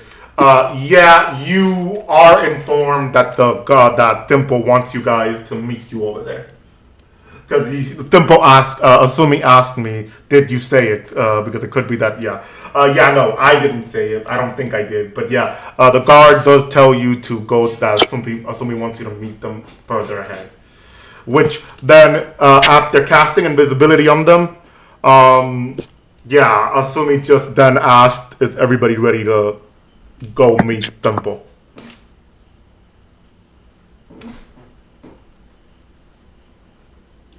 Yeah. Yeah, Luke, Kazarick, Barra, are you guys ready to continue on to meet up with Thimble? Sounds good. Yeah. All right. Give me one quick minute.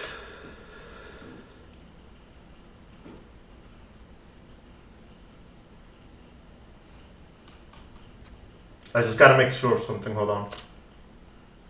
All right. So, as you are, hold on.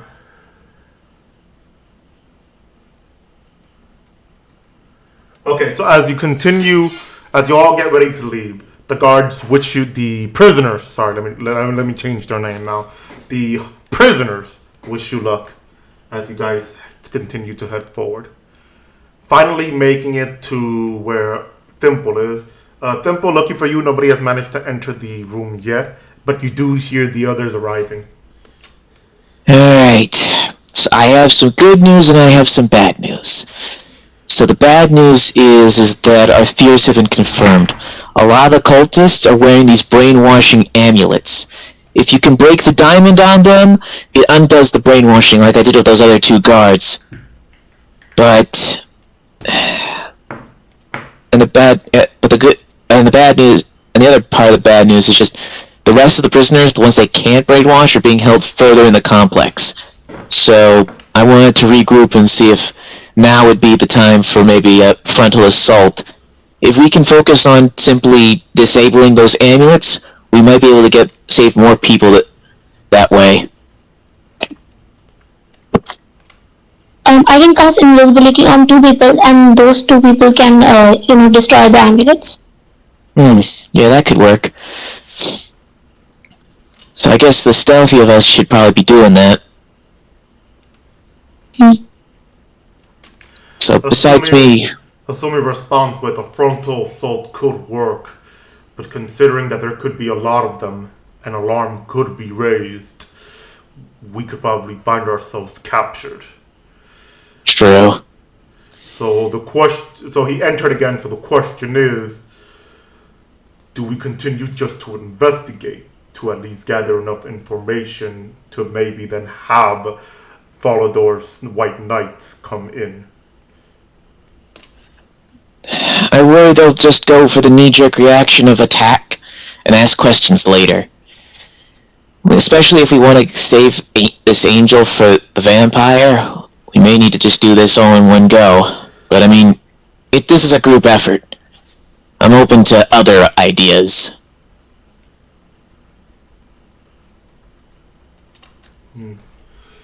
Assuming he's typing right now.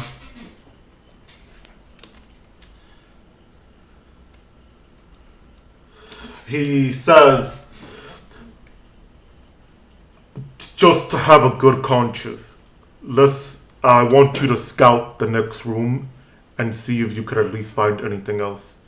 And whenever we find a room with some guards, you could try to find a way to block the exit, and then we'll come in and try to knock them out. Alright. Knock the necklace out. Sorry, he added that, yeah. Knock the necklace out. Yeah, you gotta destroy the diamond at the center. That's where the enchantment is. I need say, we will not have that much time. They will figure out someone was here, and if they know, they move. Yeah. Alright. Zelda, I'm gonna need you to cast invisibility on me. Okay. Alright. So, Alright. I'm gonna cast... Sorry, go ahead. Yeah, I'm gonna cast invisibility on him. Alright. You go on ahead and you give a quick incantation to cast invisibility on him as well. And Dimple, you just turn completely invisible. Yeah, so you ready to continue to the next room?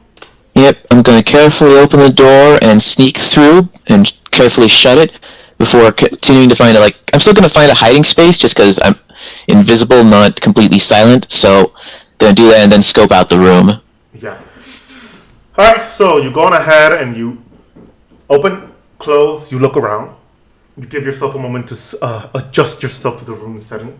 And you see that there's a lot of tables within the room, a lot of chairs and everything. It almost seems not like a planning room, but almost like a room that they have for people to sit down for a moment, grab a drink, eat. But lucky enough, you do see the chairs and tables are good spots for you to hide behind. You do see something interesting.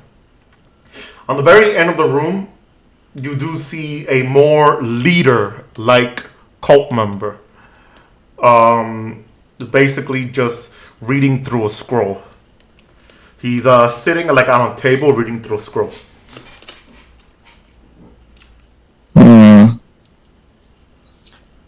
I'm gonna try to sneak over to a nearby table just to be able to eavesdrop on him if he has any conversation. But I'm gonna try to stay out of his line of sight. Right. Alright, go ahead and roll for stealth with advantage. Because you're invisible, so advantage there. 23. 23. Alright. So you're going ahead and you're just walking through and you're stealthing your way through, avoiding making any loud sound. And as you arrive there, you are out of his line of sight for him to see or hear you that well. but you are in a position to where you could see the scroll. Do you wish to read upon it? At least want to try. All right.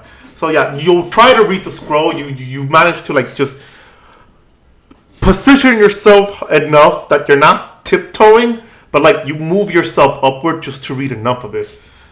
And you can tell that the scroll is basically is an instruction on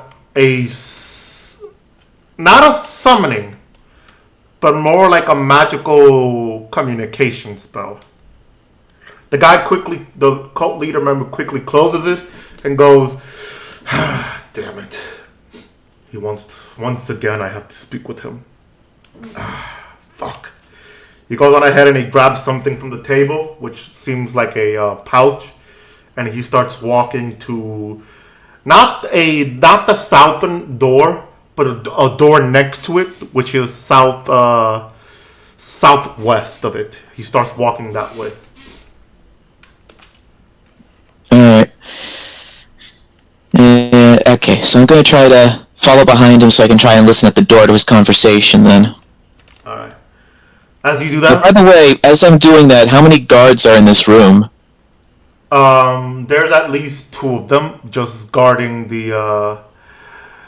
they're guarding another door that I should have... I did forget to mention, thank you. They're guarding another door that, from your smell, is the kitchen.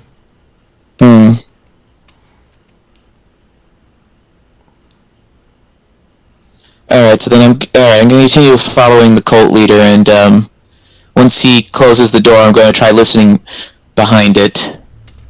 Alright. So you go on ahead and you listen behind it. With your passive perception of 17, you manage to hear some spell arriving. A spell being casted before you start hearing. So I see you finally decided to contact me. It took you long enough. Forgive me, sir, but I had to make preparations. Most of the hostages are they are rejecting your spells. This is what happens when I am under the influence, hold on, because medication is kicking in again. Give me a moment. This is what happens when I am controlling more than 50 people. But it does not matter. The power that I hold can keep them in line. What is the progress so far? At this moment, everything is going well. And the demon that we are speaking with is being most cooperative. Lilith is the name we bestowed upon her to be able to avoid her real name and bring some fear to the people. She's among the legend of the Saradominus, a nightmare, if anything. Good. We will continue using that name. I will stay in contact with the demon in the abyss to make sure they are prepared for their summoning. And what of the hostages, the ones that are not mind controlled? They're right now kept in a cell, separated, mind you. Some of them we wish to try again because they nearly succeeded. Others are just kept in a separate cell due to not being able to be successfully controlled. I'm prepared to sacrifice them for the greater good of Escarnia, for the greater good of Gielinor. This city must learn the truth. Of course. Anything else, my lord? No. But keep a close eye out. I've heard that there is several individuals that are going to be, what's the word? Snooping around. As you wish, my lord. May Saradomin guide the way. May the Lord of Conquer guide the way. And then silence hit for a moment. What do you do now? Is there any way I can jam this door to prevent the cult leader from getting out?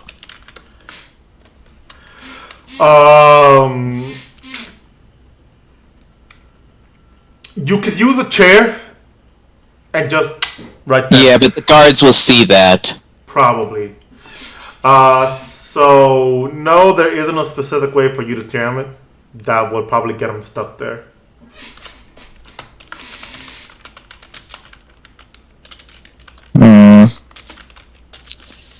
Alright, I'm going to sneak over to the other two guards, and I'm going to find a hiding place, and I'm going to carefully summon my invisible magic hand. Sorry, mage hand. Alright. Go ahead and roll for stealth with advantage again, because you're trying to get close enough to them.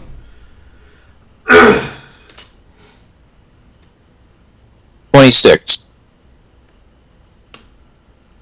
Alright. So yeah, you're close enough, and as you're close enough to him, you manage to summon the invisible magic hand. What do you do next? Alright, now I'm going to use my invisible magic hand, which is invisible, to steal both the amulets from the guards so I can destroy them. Okay. I don't know how this would work, but I guess sleight of hand is one of them. Yeah, and because it's invisible, would it be advantage? Yeah.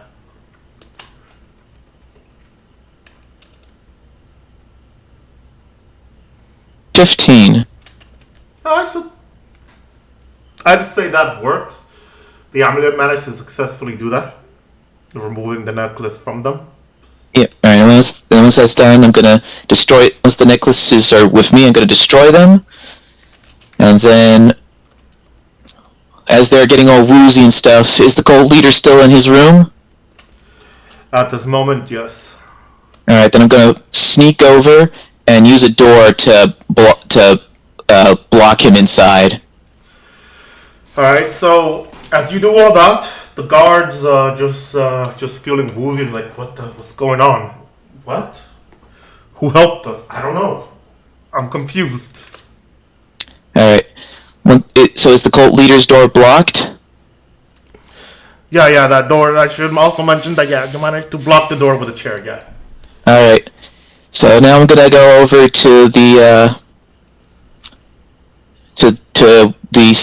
to the prison room where the others are, and I'm going to open the door and whisper, "Alright, I unbrainwashed two of them and I found the cult leader."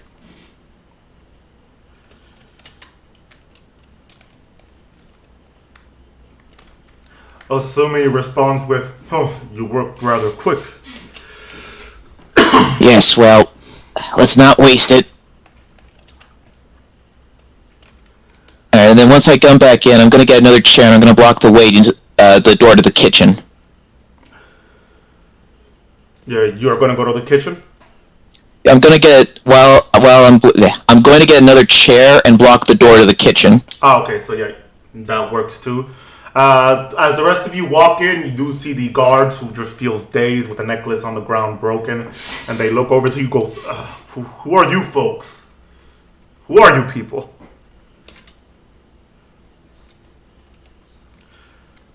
Asumi responds with, "Have no fear, we're here to save you. I am White Knight Asumi, these are my comrades. I have someone else in here, invisible, right now going through the works of ensuring that you're safely rescued." He points over at a location, I'm reading this and my brain is going farts. At the passage to where the others are, and he goes, "Quickly go that way. We have the other prisoners over there. We'll come to you and escort you out of this cavern momentarily." The guards nod and they just follow direction. Alright, so now that those two doors are blocked, someone's going to walk over to the south door and listen to it to hear what's going on there. As you listen, you can hear a lot more commotion now. You can tell there's a lot of more guards, cult members talking to each other where you hear, oh man, I can't wait to finally do this thing. I know, right? Whatever the hell we're gonna do it. Yeah, I believe we're gonna be summoning a demon or something. Yeah, but we still have to wait from the boss, the big boss, to tell us when to do it. Yeah, this sucks, man. I want to summon that demon already. Show Falador how much of a threat the Zamarakians really are. Yeah, all that commotions, and you that's the closest you can hear. But then there's more commotions coming in from the room. Alright, guys. Alright, Thimble gets another chair and blocks that door. And then actually, I'm still invisible. Alright, you see that door over there, and you see that door to the southeast? The one with the chair by it? Yeah, you That's guys where see the it if you're asking, do we see it? Yeah, you do see look like southeast, and you do see the chair. Alright, the cult leader's in there. Assuming he just chuckles, smart. Is there anything you learned from him before we interrogate him? Unfortunately, you're not gonna like this. The guy calling the shots, the real guy calling the shots, he's some kind of Saradominist fanatic. Guy, Saradomin Lord Conqueror or something is what he called him. It was what he called Saradomin. They're planning to use some of the demon from the abyss by sacrificing everyone they weren't able to brainwash. And apparently he has a brainwashing spell that's getting weaker the more than 50 people he brainwashes with those amulets. But long story short, they're using this cult to spread fear of Zamarakians around.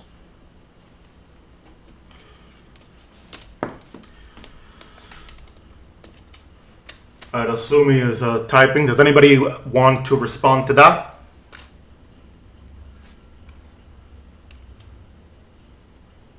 No good religious zealots.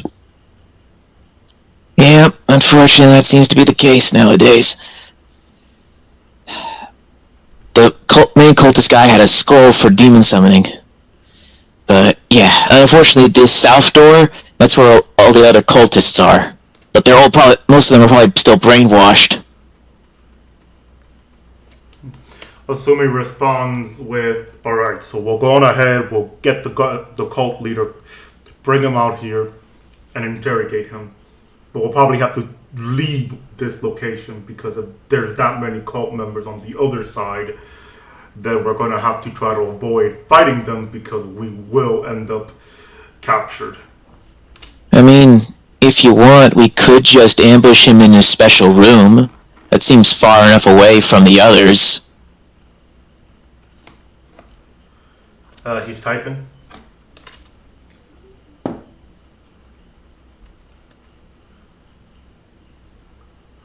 He says the problem here is that if he is to call out for help or make any sort of alert to the base, we could end up getting the entire base after us.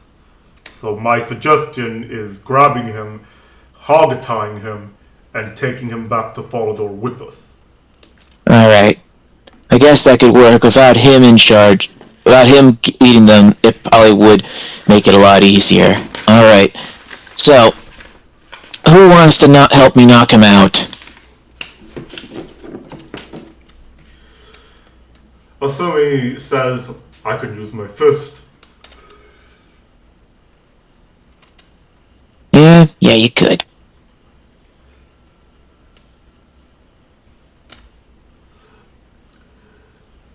So yeah, how are you guys gonna do this? Like, you're gonna have to like tell me what you're gonna do. Like, are you gonna open the door? Yeah. Asumi runs in, Superman punch. I need details. Okay, I'm gonna let Asumi decide this because of course his code of honor is gonna dictate how he does it, but I'm kind of inclined to say Thimble opens the door and Asumi runs in and Superman punches him. Yeah, assuming that he can do that, that's not gonna break the code of honor because he's heavy, he has armor, and it's loud enough to alert the guard. Sure, go ahead. Let's try that. Alright. Alright, so go ahead, Tempo, you open the door, right? Yep, I move the chair, I open the door, I sneak ahead, and then I let Asumi decide what he wants to do. Alright, so you guys, the rest of you are seeing this. The rest of you are seeing this. Temple starts opening the door invisible, and Asumi's just prepared to sprint in. As they open the door, Asumi just rushes in like a madman and goes to try to Superman punch the cult leader, who hears Asumi heavy armor, turns to him. Asumi, go ahead and roll for unarmed strike hit chance, please.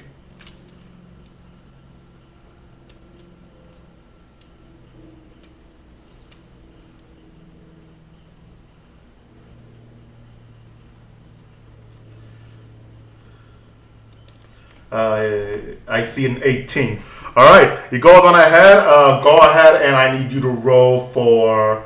Since you want to do a knockout stuff, I need to go roll for damage. And then I'm going to roll Constitution saving throw depending on your damage. I'm going to add it with your strength modifier, which I think should be a +4, right?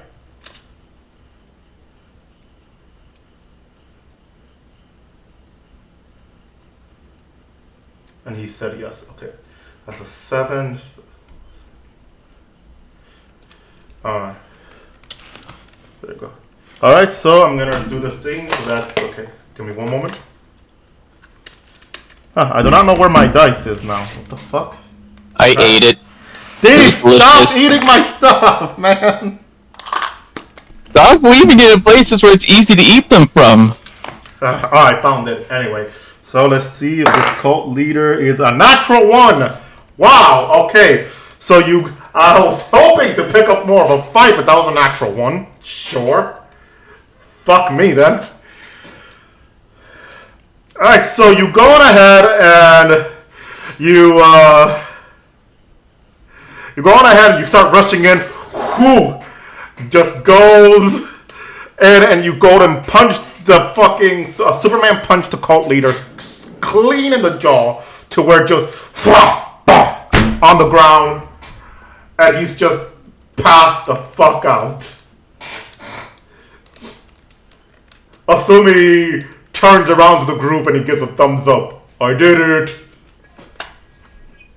Yep, yeah, you did. Alright, Dimple starts pulling out a rope and starts tying the guy up. And also gets a gag to make sure he doesn't yell anything if he wakes up. So you hold up. I didn't hear that part because my daughter kind of came in forgetting that I was doing the D&D session. What was that? I gag him and then I tie him up. Alright. So you go on ahead and you start tying him up.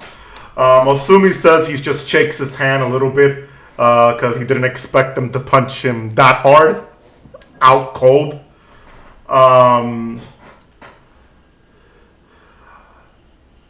After that, yeah, so he's tied up. What now? What do you guys want to do now?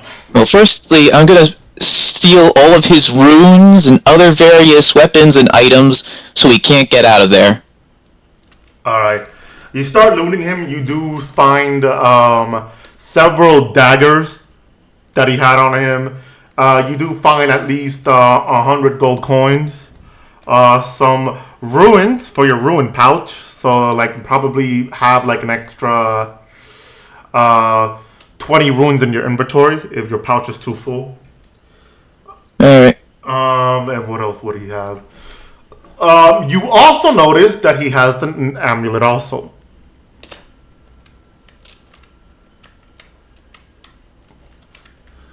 The mind control amulet, he has it on him also. God damn it, we're not gonna get anything from this guy. Temple picks up the amulet and stabs it. Asumi responds to that view of the amulet saying, "Great, so even the leader of this bunch of groups is mind controlled. So the big one is the one you were telling me about." Yeah. Alright, let's get what we can. We'll take this guy with us. And then hopefully he remembers something. But let's get his... We better do this quick then. Yep. Alright. pick him up. Let's meet up with everyone we saved and get out of here. So as you start getting out of the room, you do hear the door that you blocked with a chair. Rumble, rumble, rumble. Hey! What's going on over there? Gung, gung, gung. Why is the door blocked? Hold on one sec. Thimble will do his best, evil cult leader voice and go, this is a test. You have to show your patience. This is to test whether or not you are ready for the next phase of our plan. Demon summoning requires a great deal of patience and isolation. You must remain there until I have given you orders to leave. Asumi says that he faced palm at your attempt. I need you to roll 2 things. First, roll for performance.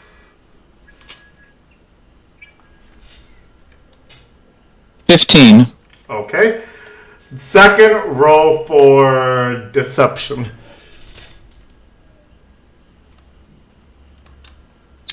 That's a natural 1. Do I get advantage for my cool voice? You know what? I will allow you with that advantage, yes, because you did perform the voice at least almost as good as you expected.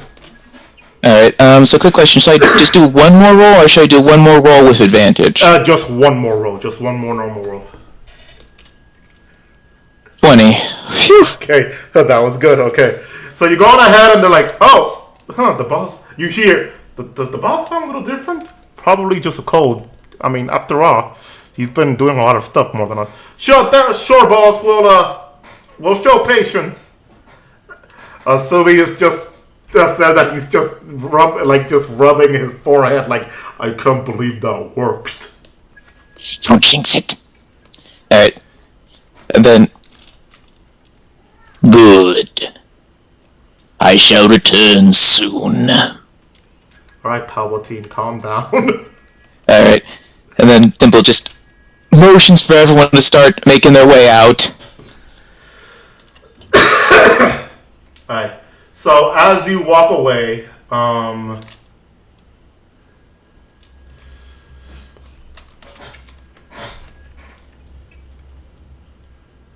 you are heading towards the storage room now, the one with the warded off location. And actually, hold on, who's carrying the cult leader?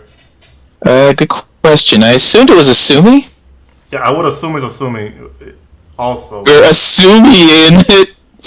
I mean, unless someone else wanted to carry him. Yeah. I mean, I assume Asumi since he was the one that knocked them out cold. Yeah, Asumi says that he's the one carrying him, yeah. Alright, so you're carrying the cult leader over your shoulder. It's still knocked the hell out. Does anybody want to say anything while you're quickly walking towards the storage room? Zelda, Barrow, Kazarik, anybody? Was there any sight of the angel? No, I think they must be further in. With all the other cultists around, it's going to be a little hard. I was hoping things would be easier once we captured the cult leader, but turns out the cult leader was also brainwashed. Asumi says, hold on, but we don't know who this angel looks like. We never got a description. Perhaps it could be one of the hostages we rescued. Well, we'll find out. Supposedly those ones are recent captures. So, I guess she'll tell us. I'm kind of expecting... Sorry, Barrow first. I thought she told us that... I seal. Am I crazy? And I seen. Yeah, I don't think we saw anyone with wings. I feel like we would have noticed that. Asumi says, wait, why are we assuming it's an Icene? Probably the name. And all the metaphors about light and darkness and stuff. I thought she actually told us that. I might be misremembering. I always thought vampire just speak strong. Alright, we'll find out once we get back. Alright. All right, so you finally make it back to the room where you see the two guards that were the three guards. Hold up, four guards. There you go. The four guards that you rescued with weapons out. Like, okay. So you guys, we thought for a minute you were captured. We were about to fight our way out. You got the leader. Good. We can interrogate him for some information then. We can try, but unfortunately, he too was brainwashed.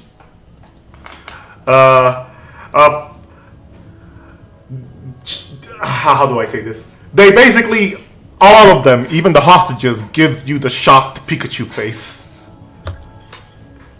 Yeah, same. Alright, let's get out of here. We're gonna have to come back with more forces, because there's way too many of them, and we need to report this in. This is a whole thing, like, Thimble pulls out the wand. Sumi goes, before we go real quick, just to make sure we have a head count, is there anybody by the name Angel here? One of them steps up, a young, early 20s female, long black hair, deep brown eyes, steps up and goes, yes, that's me, I'm Angel. Why do you ask? Do you happen to know Mortina Helsing? Yes, she's my... She gives a small blush. Did she come for me? She sent us ahead. Try to get you out before things got too heavy. But she'd rather foreclose on that blood bank than come rescue you. She needs to jab Bera in the rib. What? I'm just saying what she said. Shut up. Alright. Look, she can explain it better than any of us. Thimble then gives Bera a glare.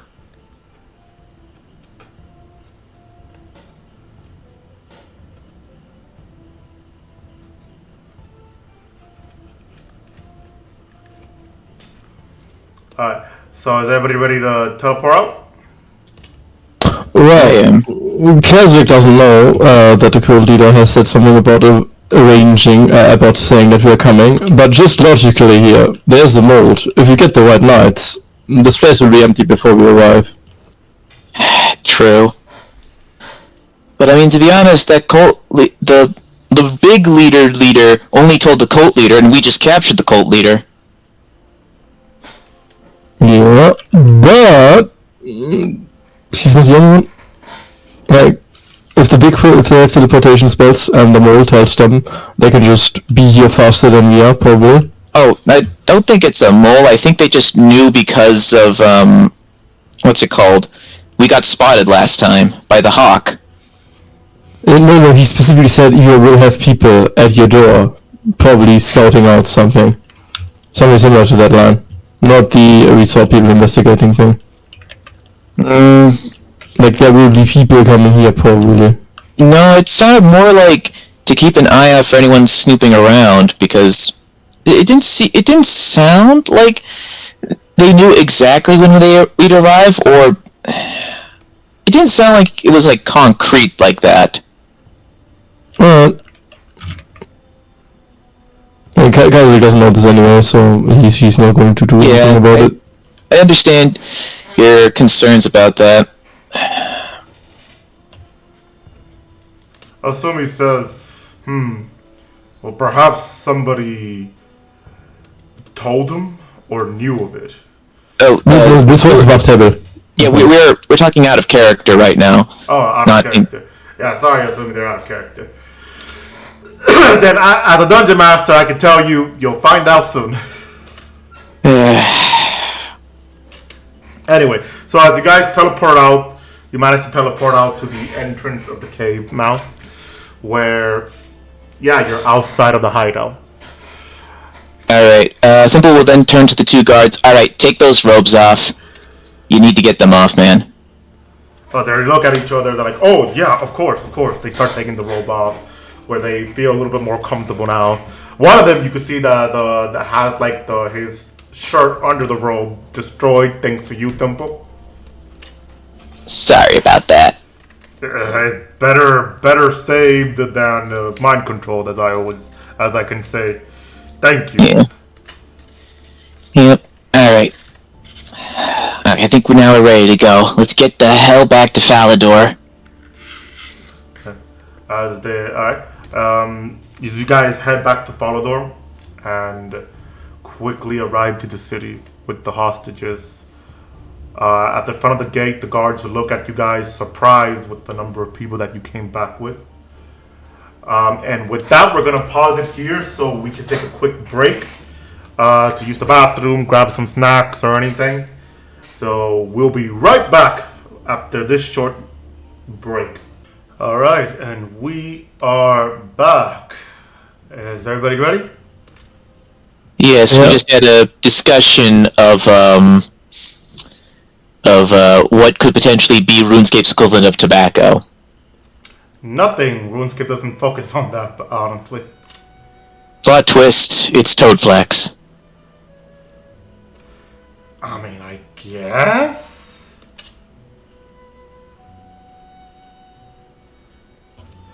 But anyway, alright. So everybody's ready, right? Yes. Yep. Yeah.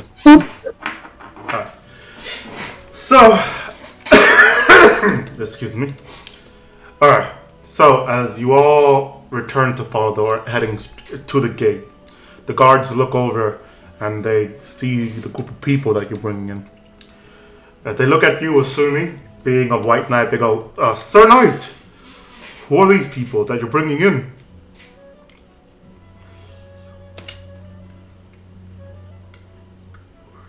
He's typing.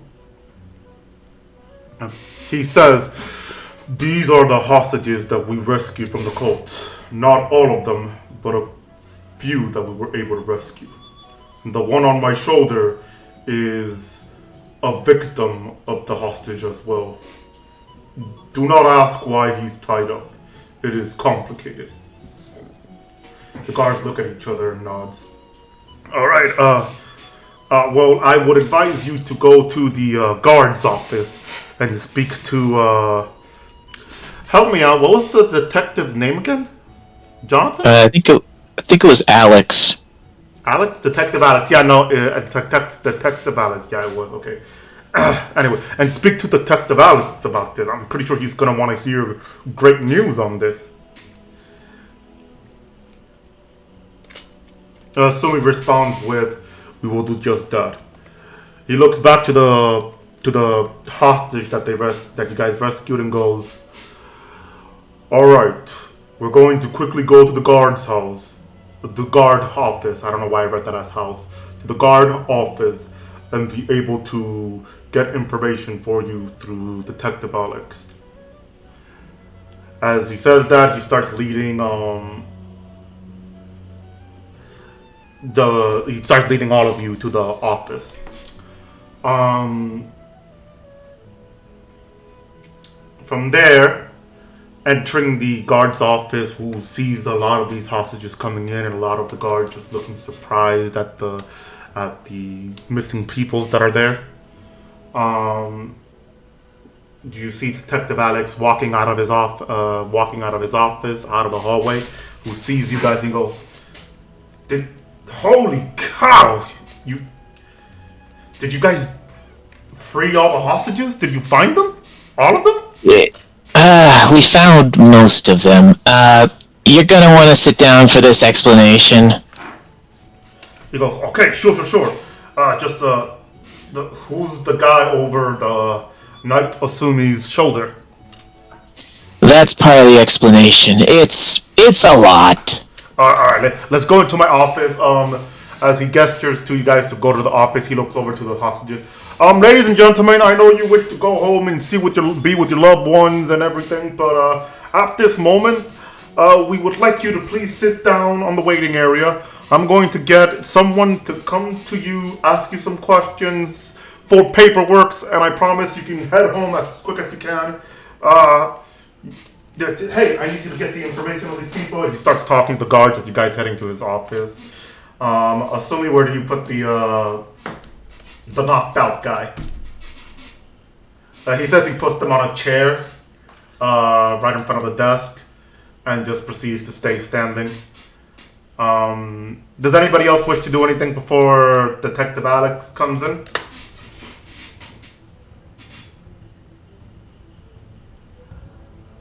And I'm gonna assume not. Okay. Alright, so I'm gonna assume not. So after you guys wait for Alex, he comes in, and closes the door, and he goes, alright. He sits down on his desk and goes, lay it on me. Alright, so the long and short of it is the cult is actually a front to start a war with the Zamorakians. The majority of them are brainwashed with magical amulets, including this one, who was the cult leader.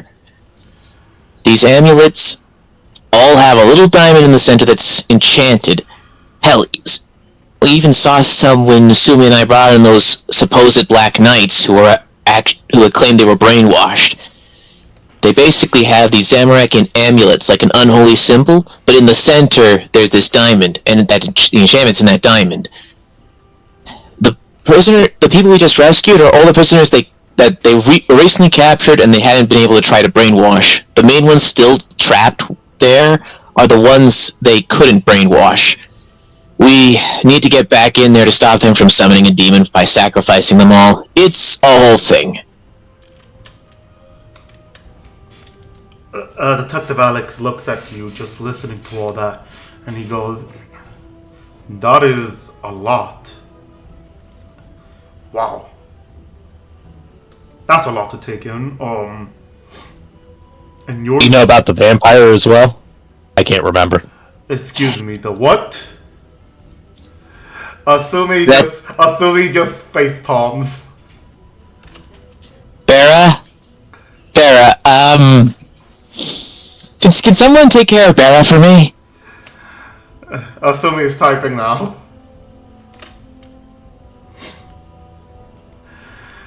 Asumi responds with, there is a vampire within the city who is a civilian at this moment who helped us pretty much track down a better location to be able to sneak into the hideout of the cultist. I didn't want to inform you because I didn't need, he says, looking at Bera, the guards panicking about it, but I can assure you they're an ally of ours. Detective Alex looks. Yeah, they just want to start a blood bank. Repeat that, Bera? I said, yeah, they just want to. They just want to what? Start a blood bank. Yeah, because you kind of cut off for me, that's why. Alright. Alex looks and goes,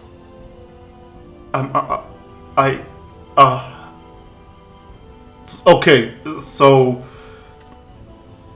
wow, this is a lot. Okay, so we have a vampire who's allied with you and helped you track down the hideout for the cult members, who wants to make a blood bank, which I have no idea how's that relevant to the case. It's not. Bera is adding unnecessary details that are confusing the point. The main thing is, we found the cult. The cult is made out of brainwashed people. Right, that's the part I was going to get to. If they're all brainwashed people, then that means we can't just charge in and arrest them or kill them, because they're all hostages. Yeah. Or at the very least, the majority of them are. If you see one with a magic amulet with a diamond in the center, they're brainwashed. It's a whole... Yeah, it makes this way harder than it needs to be. It is. Whoever did this has to be not only incredibly powerful in the arts of magic, but they have to have planned this. Like, as a detective putting the pieces together, this sounds like it's meant to be a foolproof plan. You have no one trying to backstab you. You have an unlimited amount of hostages that could also be new recruits.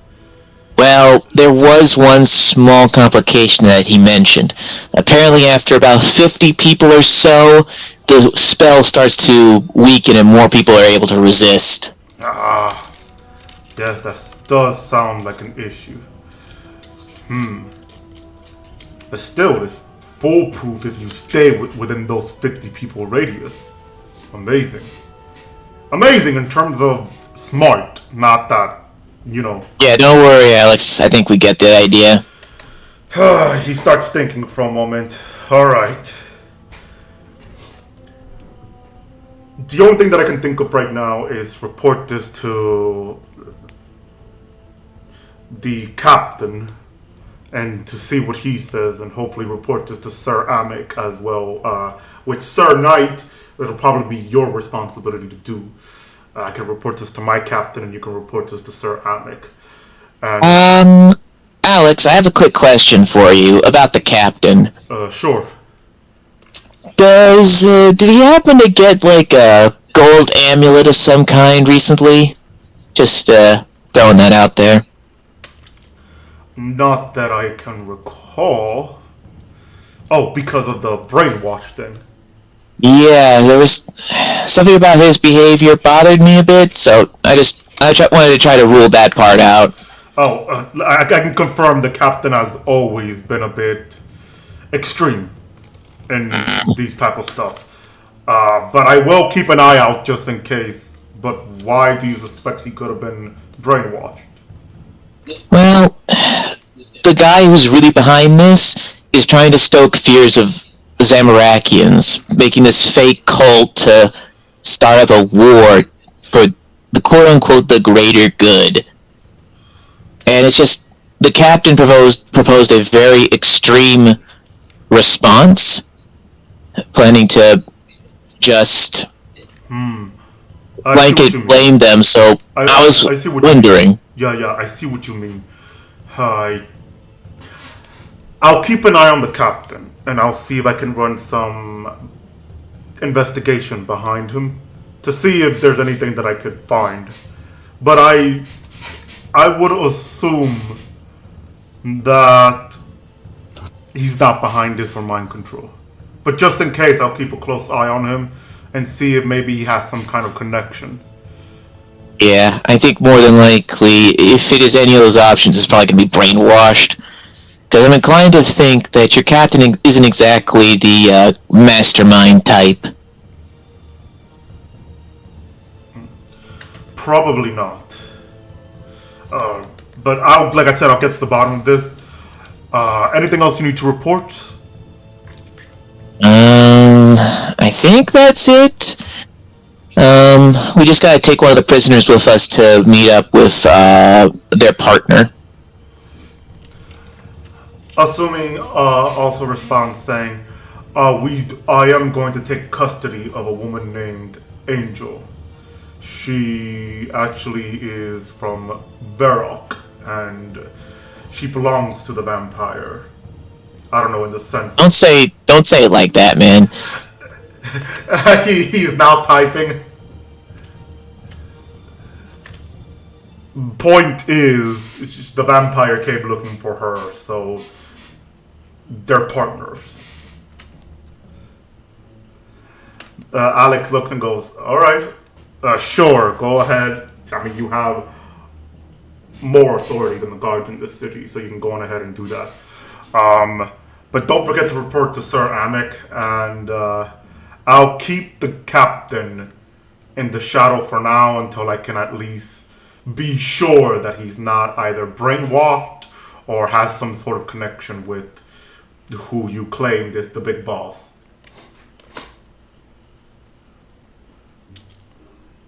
Alright, let's grab Angel and let's go let Sir Amic know what's going on.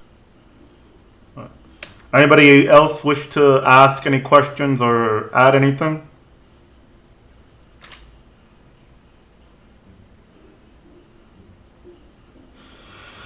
Hi. Oh, Barra, Alex does look at you and goes, oh, by the way, do you have any more of those hangover medicines? Oh, absolutely. I reach into my bag and pull out some more. How many you want? I just wasted that one bow you had, so give me 10.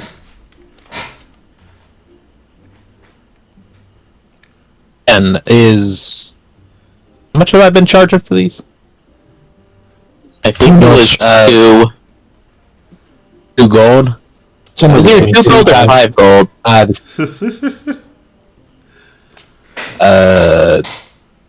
Two times. What'd you say? 5? Me 10 gold. 10. He said 10. Oh, he 10. 2 times. Give me 20 gold. 20? No. 2 times 10. 2 times 5 is 10 gold. I thought he said that he wanted 10. Oh yeah. Then so He wants 50. 10, that's why, yeah. Yeah, 2 times 10, 20. I passed basic math. Alright, so he goes on ahead and he gives you the amount of gold you ask for. And he gets the vials. And after that, there's nothing else. You guys walk out of the office and towards the people sitting down. You pick up Angel, correct? Yep. Yeah, you pick up Angel and you head towards the Swords Inn. And as you're walking, Angel goes, "So Martina, she came to you guys to help me?" Yeah. Well, it was a little bit more complicated than that, but yes, ultimately she asked for our help. Assuming he typed in after killing one of the kidnappers. To which Angel just chuckles and goes, "Yeah, she would do something like that. I mean, after all, she showed how much she cared about me before."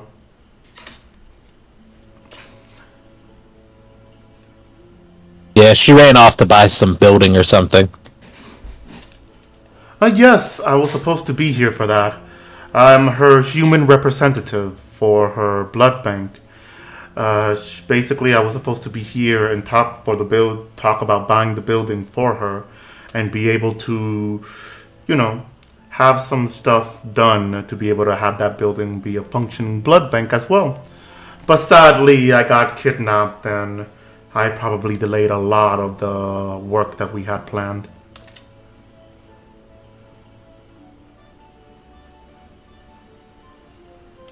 Now you two do the dirty, right? Clara, has anyone told you that Assuming he said he doesn't do it hard, but he just gently taps Barrow in the back of the head. I was only asking because I got vitality berry juice, and I wanted to see if you wanted to... Of course, it's for a pitch. Don't buy her things. She looks over at Barrow, giggling for a moment, and she goes, "I don't see how you would need to know all that details. But let's just say the hickeys are very enjoyable."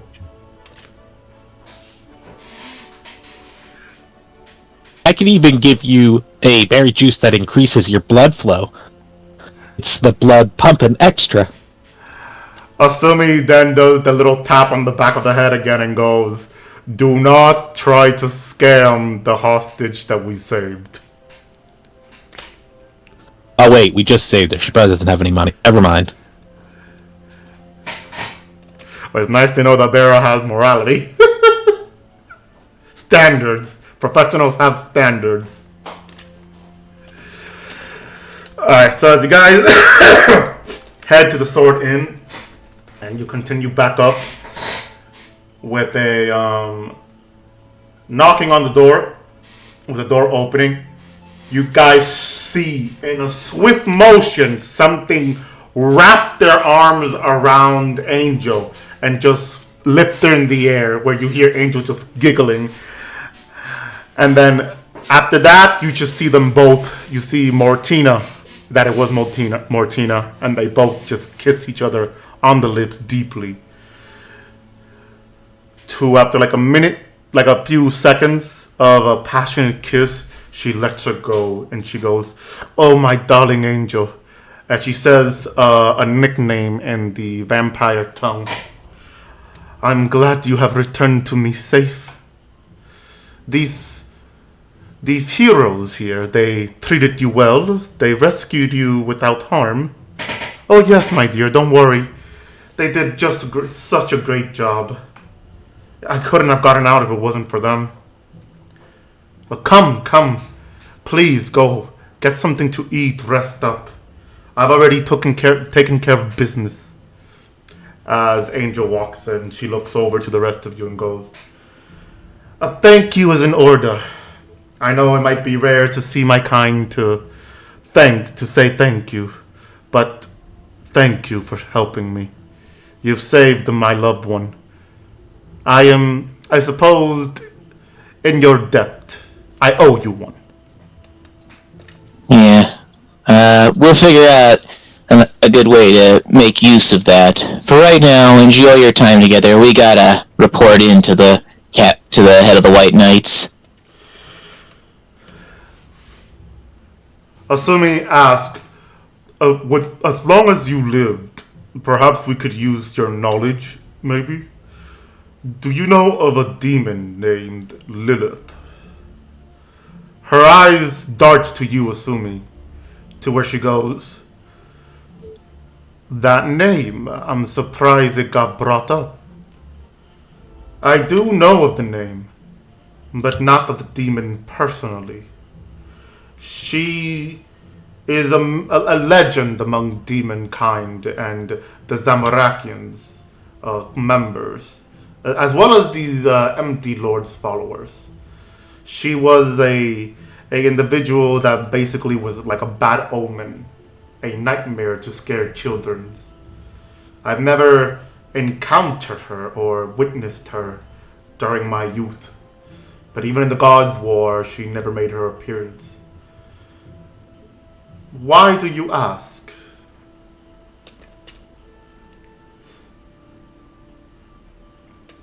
Asumi, go ahead. No, him first.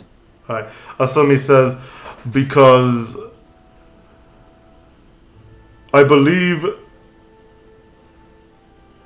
Oh, hold up. He just edited something. Actually, that's a good question. Dimple, did you mention Lilith? Because he just realized. No. Yeah. Okay. Then he made that mistake. All right.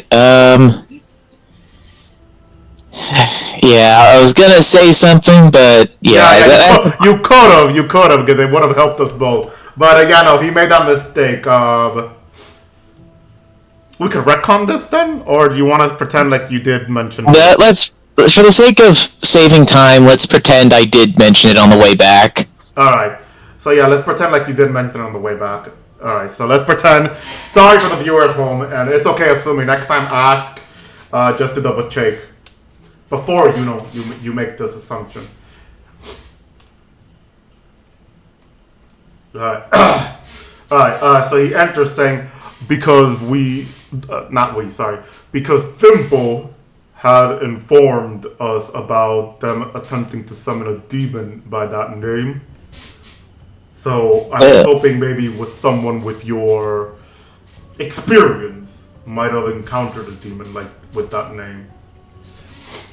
Well, actually, it's a demon that they're calling Lilith to make her seem scarier. If that is the case, just to make her seem scarier, then it's not the Lilith that I've heard of. But I've never encountered her. So it's most likely someone using the name of the demon. I do not know much of this Lilith, but I do know that she is almost considered a very bad omen, or an omen of some kind for the Zamorakians and the Zerosians. Anything else is unknown to me. Forgive me if it's not that helpful.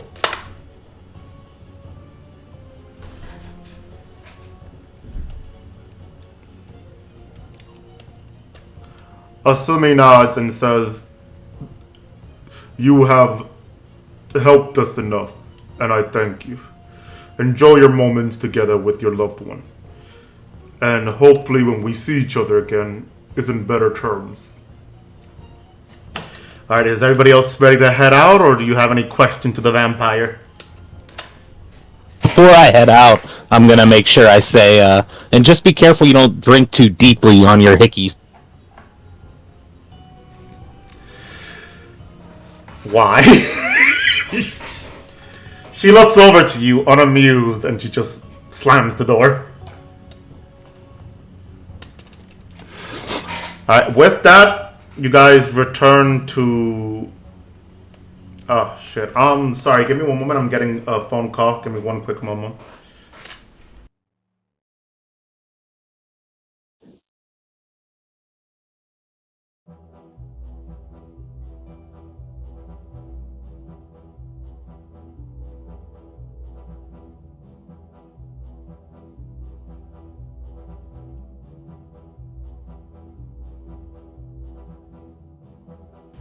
Alright, I'm back. So, real quick, I'm gonna have to go in about 30 minutes. So, we're gonna wrap this up soon. Not now, just soon. So, we're gonna continue until I say we're done. So, don't worry. Alright, so as you guys head back to Falador Castle to return to, Sir Amic and inform him of what you found. You make it to the courtyard to where you see several white knights being trained under under an Icene in gold armor. As Amic was walking through, he looks at you guys and goes, well, he waves you down as he walks towards you and goes, Asumi, Dimple, Vera, Luke, Kazric, and Zelda, I see you guys have arrived to the castle. I'm hoping to report something good.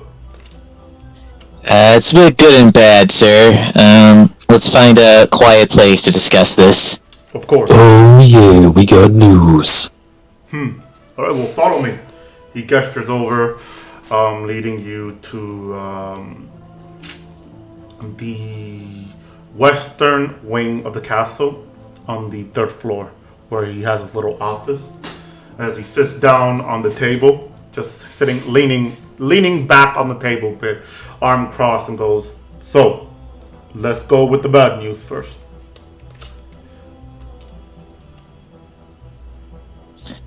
Alright, so the bad news is that the cult is entirely made up of brainwashed civilians. Basically, as they have brainwashed as many people that they've kidnapped using special amulets. The brainwashing can be undone if you destroy the diamond at the center of the amulet, but for the most part, yeah, they're mostly brainwashed, making it a lot harder to deal with them directly.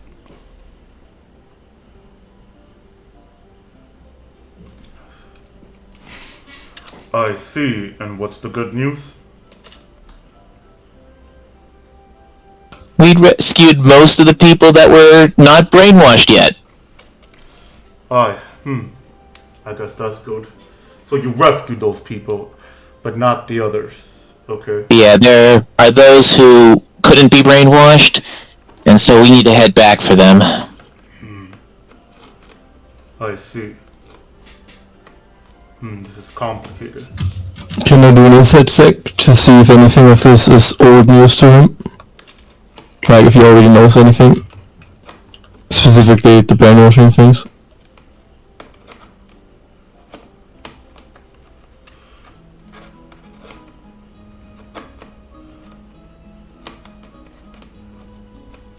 I'm sorry, the medication is kicking my ass again. Like, He was asking if... No, hold on, because I haven't drank it, so just give me a moment to get some water. It could be that I'm dehydrating.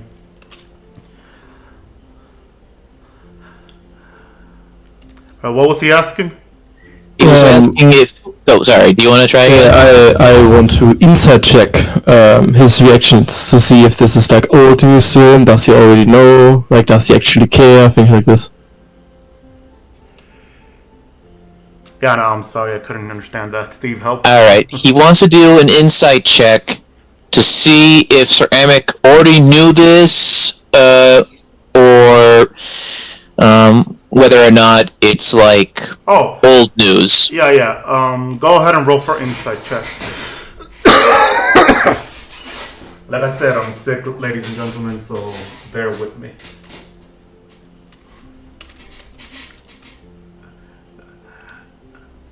Alright, so check your empathy. So yeah, you can't, from what you can tell, you can't see too deeply into his reaction.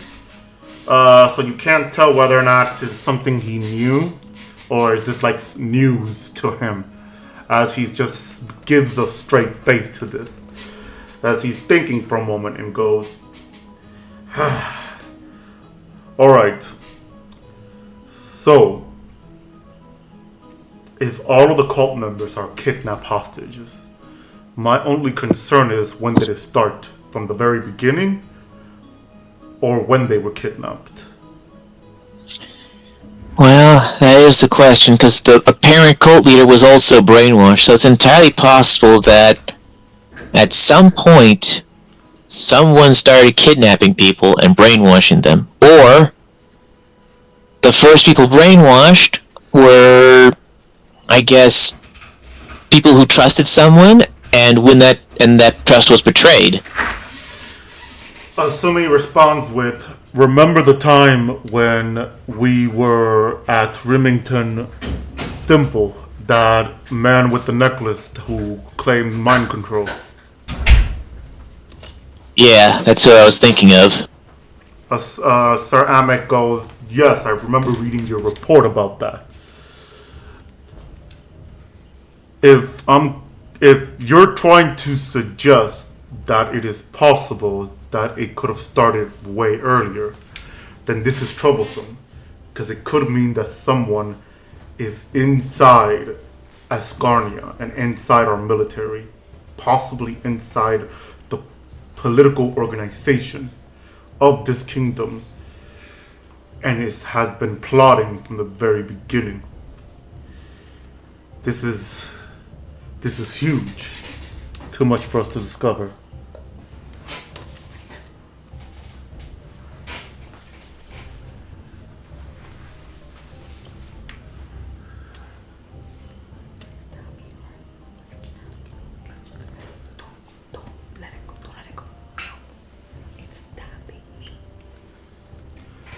Anybody want to say anything about that?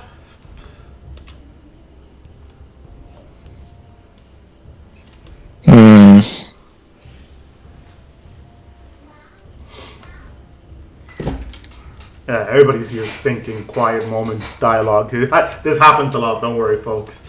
Yep. Yeah, usually just trying to think of something, which is fine. It means I'm doing a good job as a dungeon master on keeping you guys on your toes. At least, that's a compliment for me. Yeah, it's either in Asgarnia's military or someone within the general structure. Assuming goes, then it could be anyone. Anyone wearing that gold amulet of either Saradomin or Zamrak. What we have to do then is keep a close eye on that. We could probably expect some sort of hostility. But that's only assuming if it's just outside of the cult itself.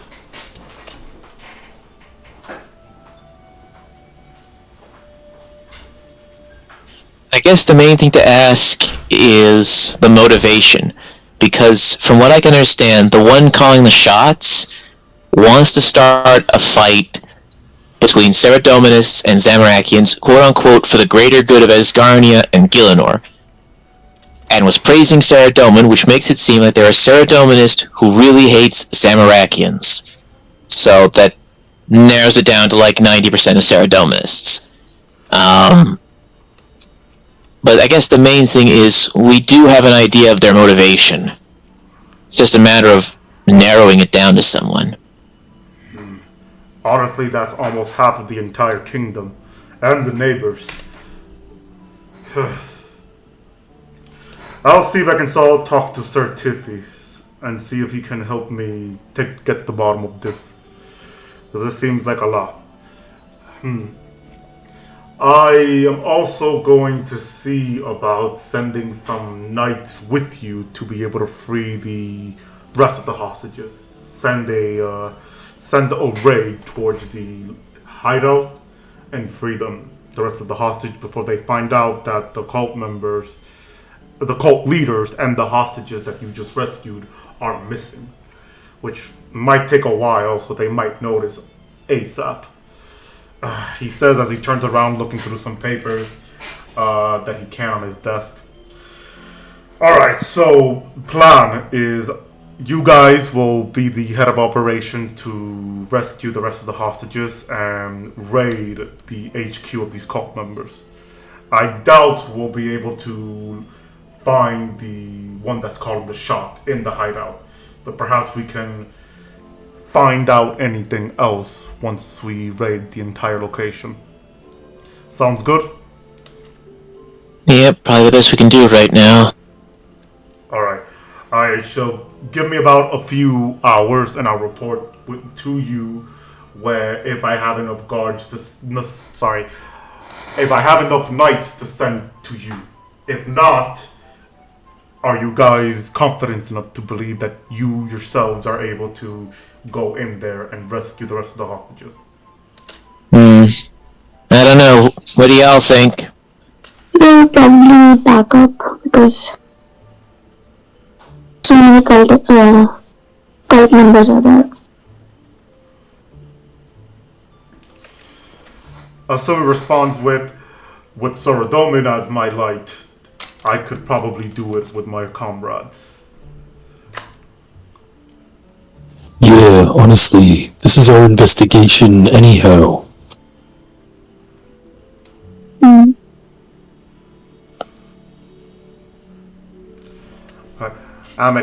Sir Amek nods and goes, alright. So then I will report to you whether you have to go in alone or you're gonna have some help. I will speak to Sir Tiffy to see if he can investigate on the matter of some potential suspect. And hopefully we could find something. In the meantime, try to take this opportunity to find the next few hours to relax. And I'll report back to you when I can. You're dismissed, he says, as he goes on ahead and he starts walking out of the third floor and down the stairs. And now with a plan set, Zelda, you said you were going to say something? I'm sorry. Alright. And now with a plan set, we're going to pause it here and end the session right here today. I hope you guys had fun. I hope you guys enjoyed. I know we had a little bit of a focus and I wanted to do more, but I have to go. Something came up in real life that I have to focus on it. But yeah, I will be able to continue next week. I hope you guys had fun, and I hope the people at home enjoyed watching this live stream. And I'll see you all next week. Goodbye. Good day.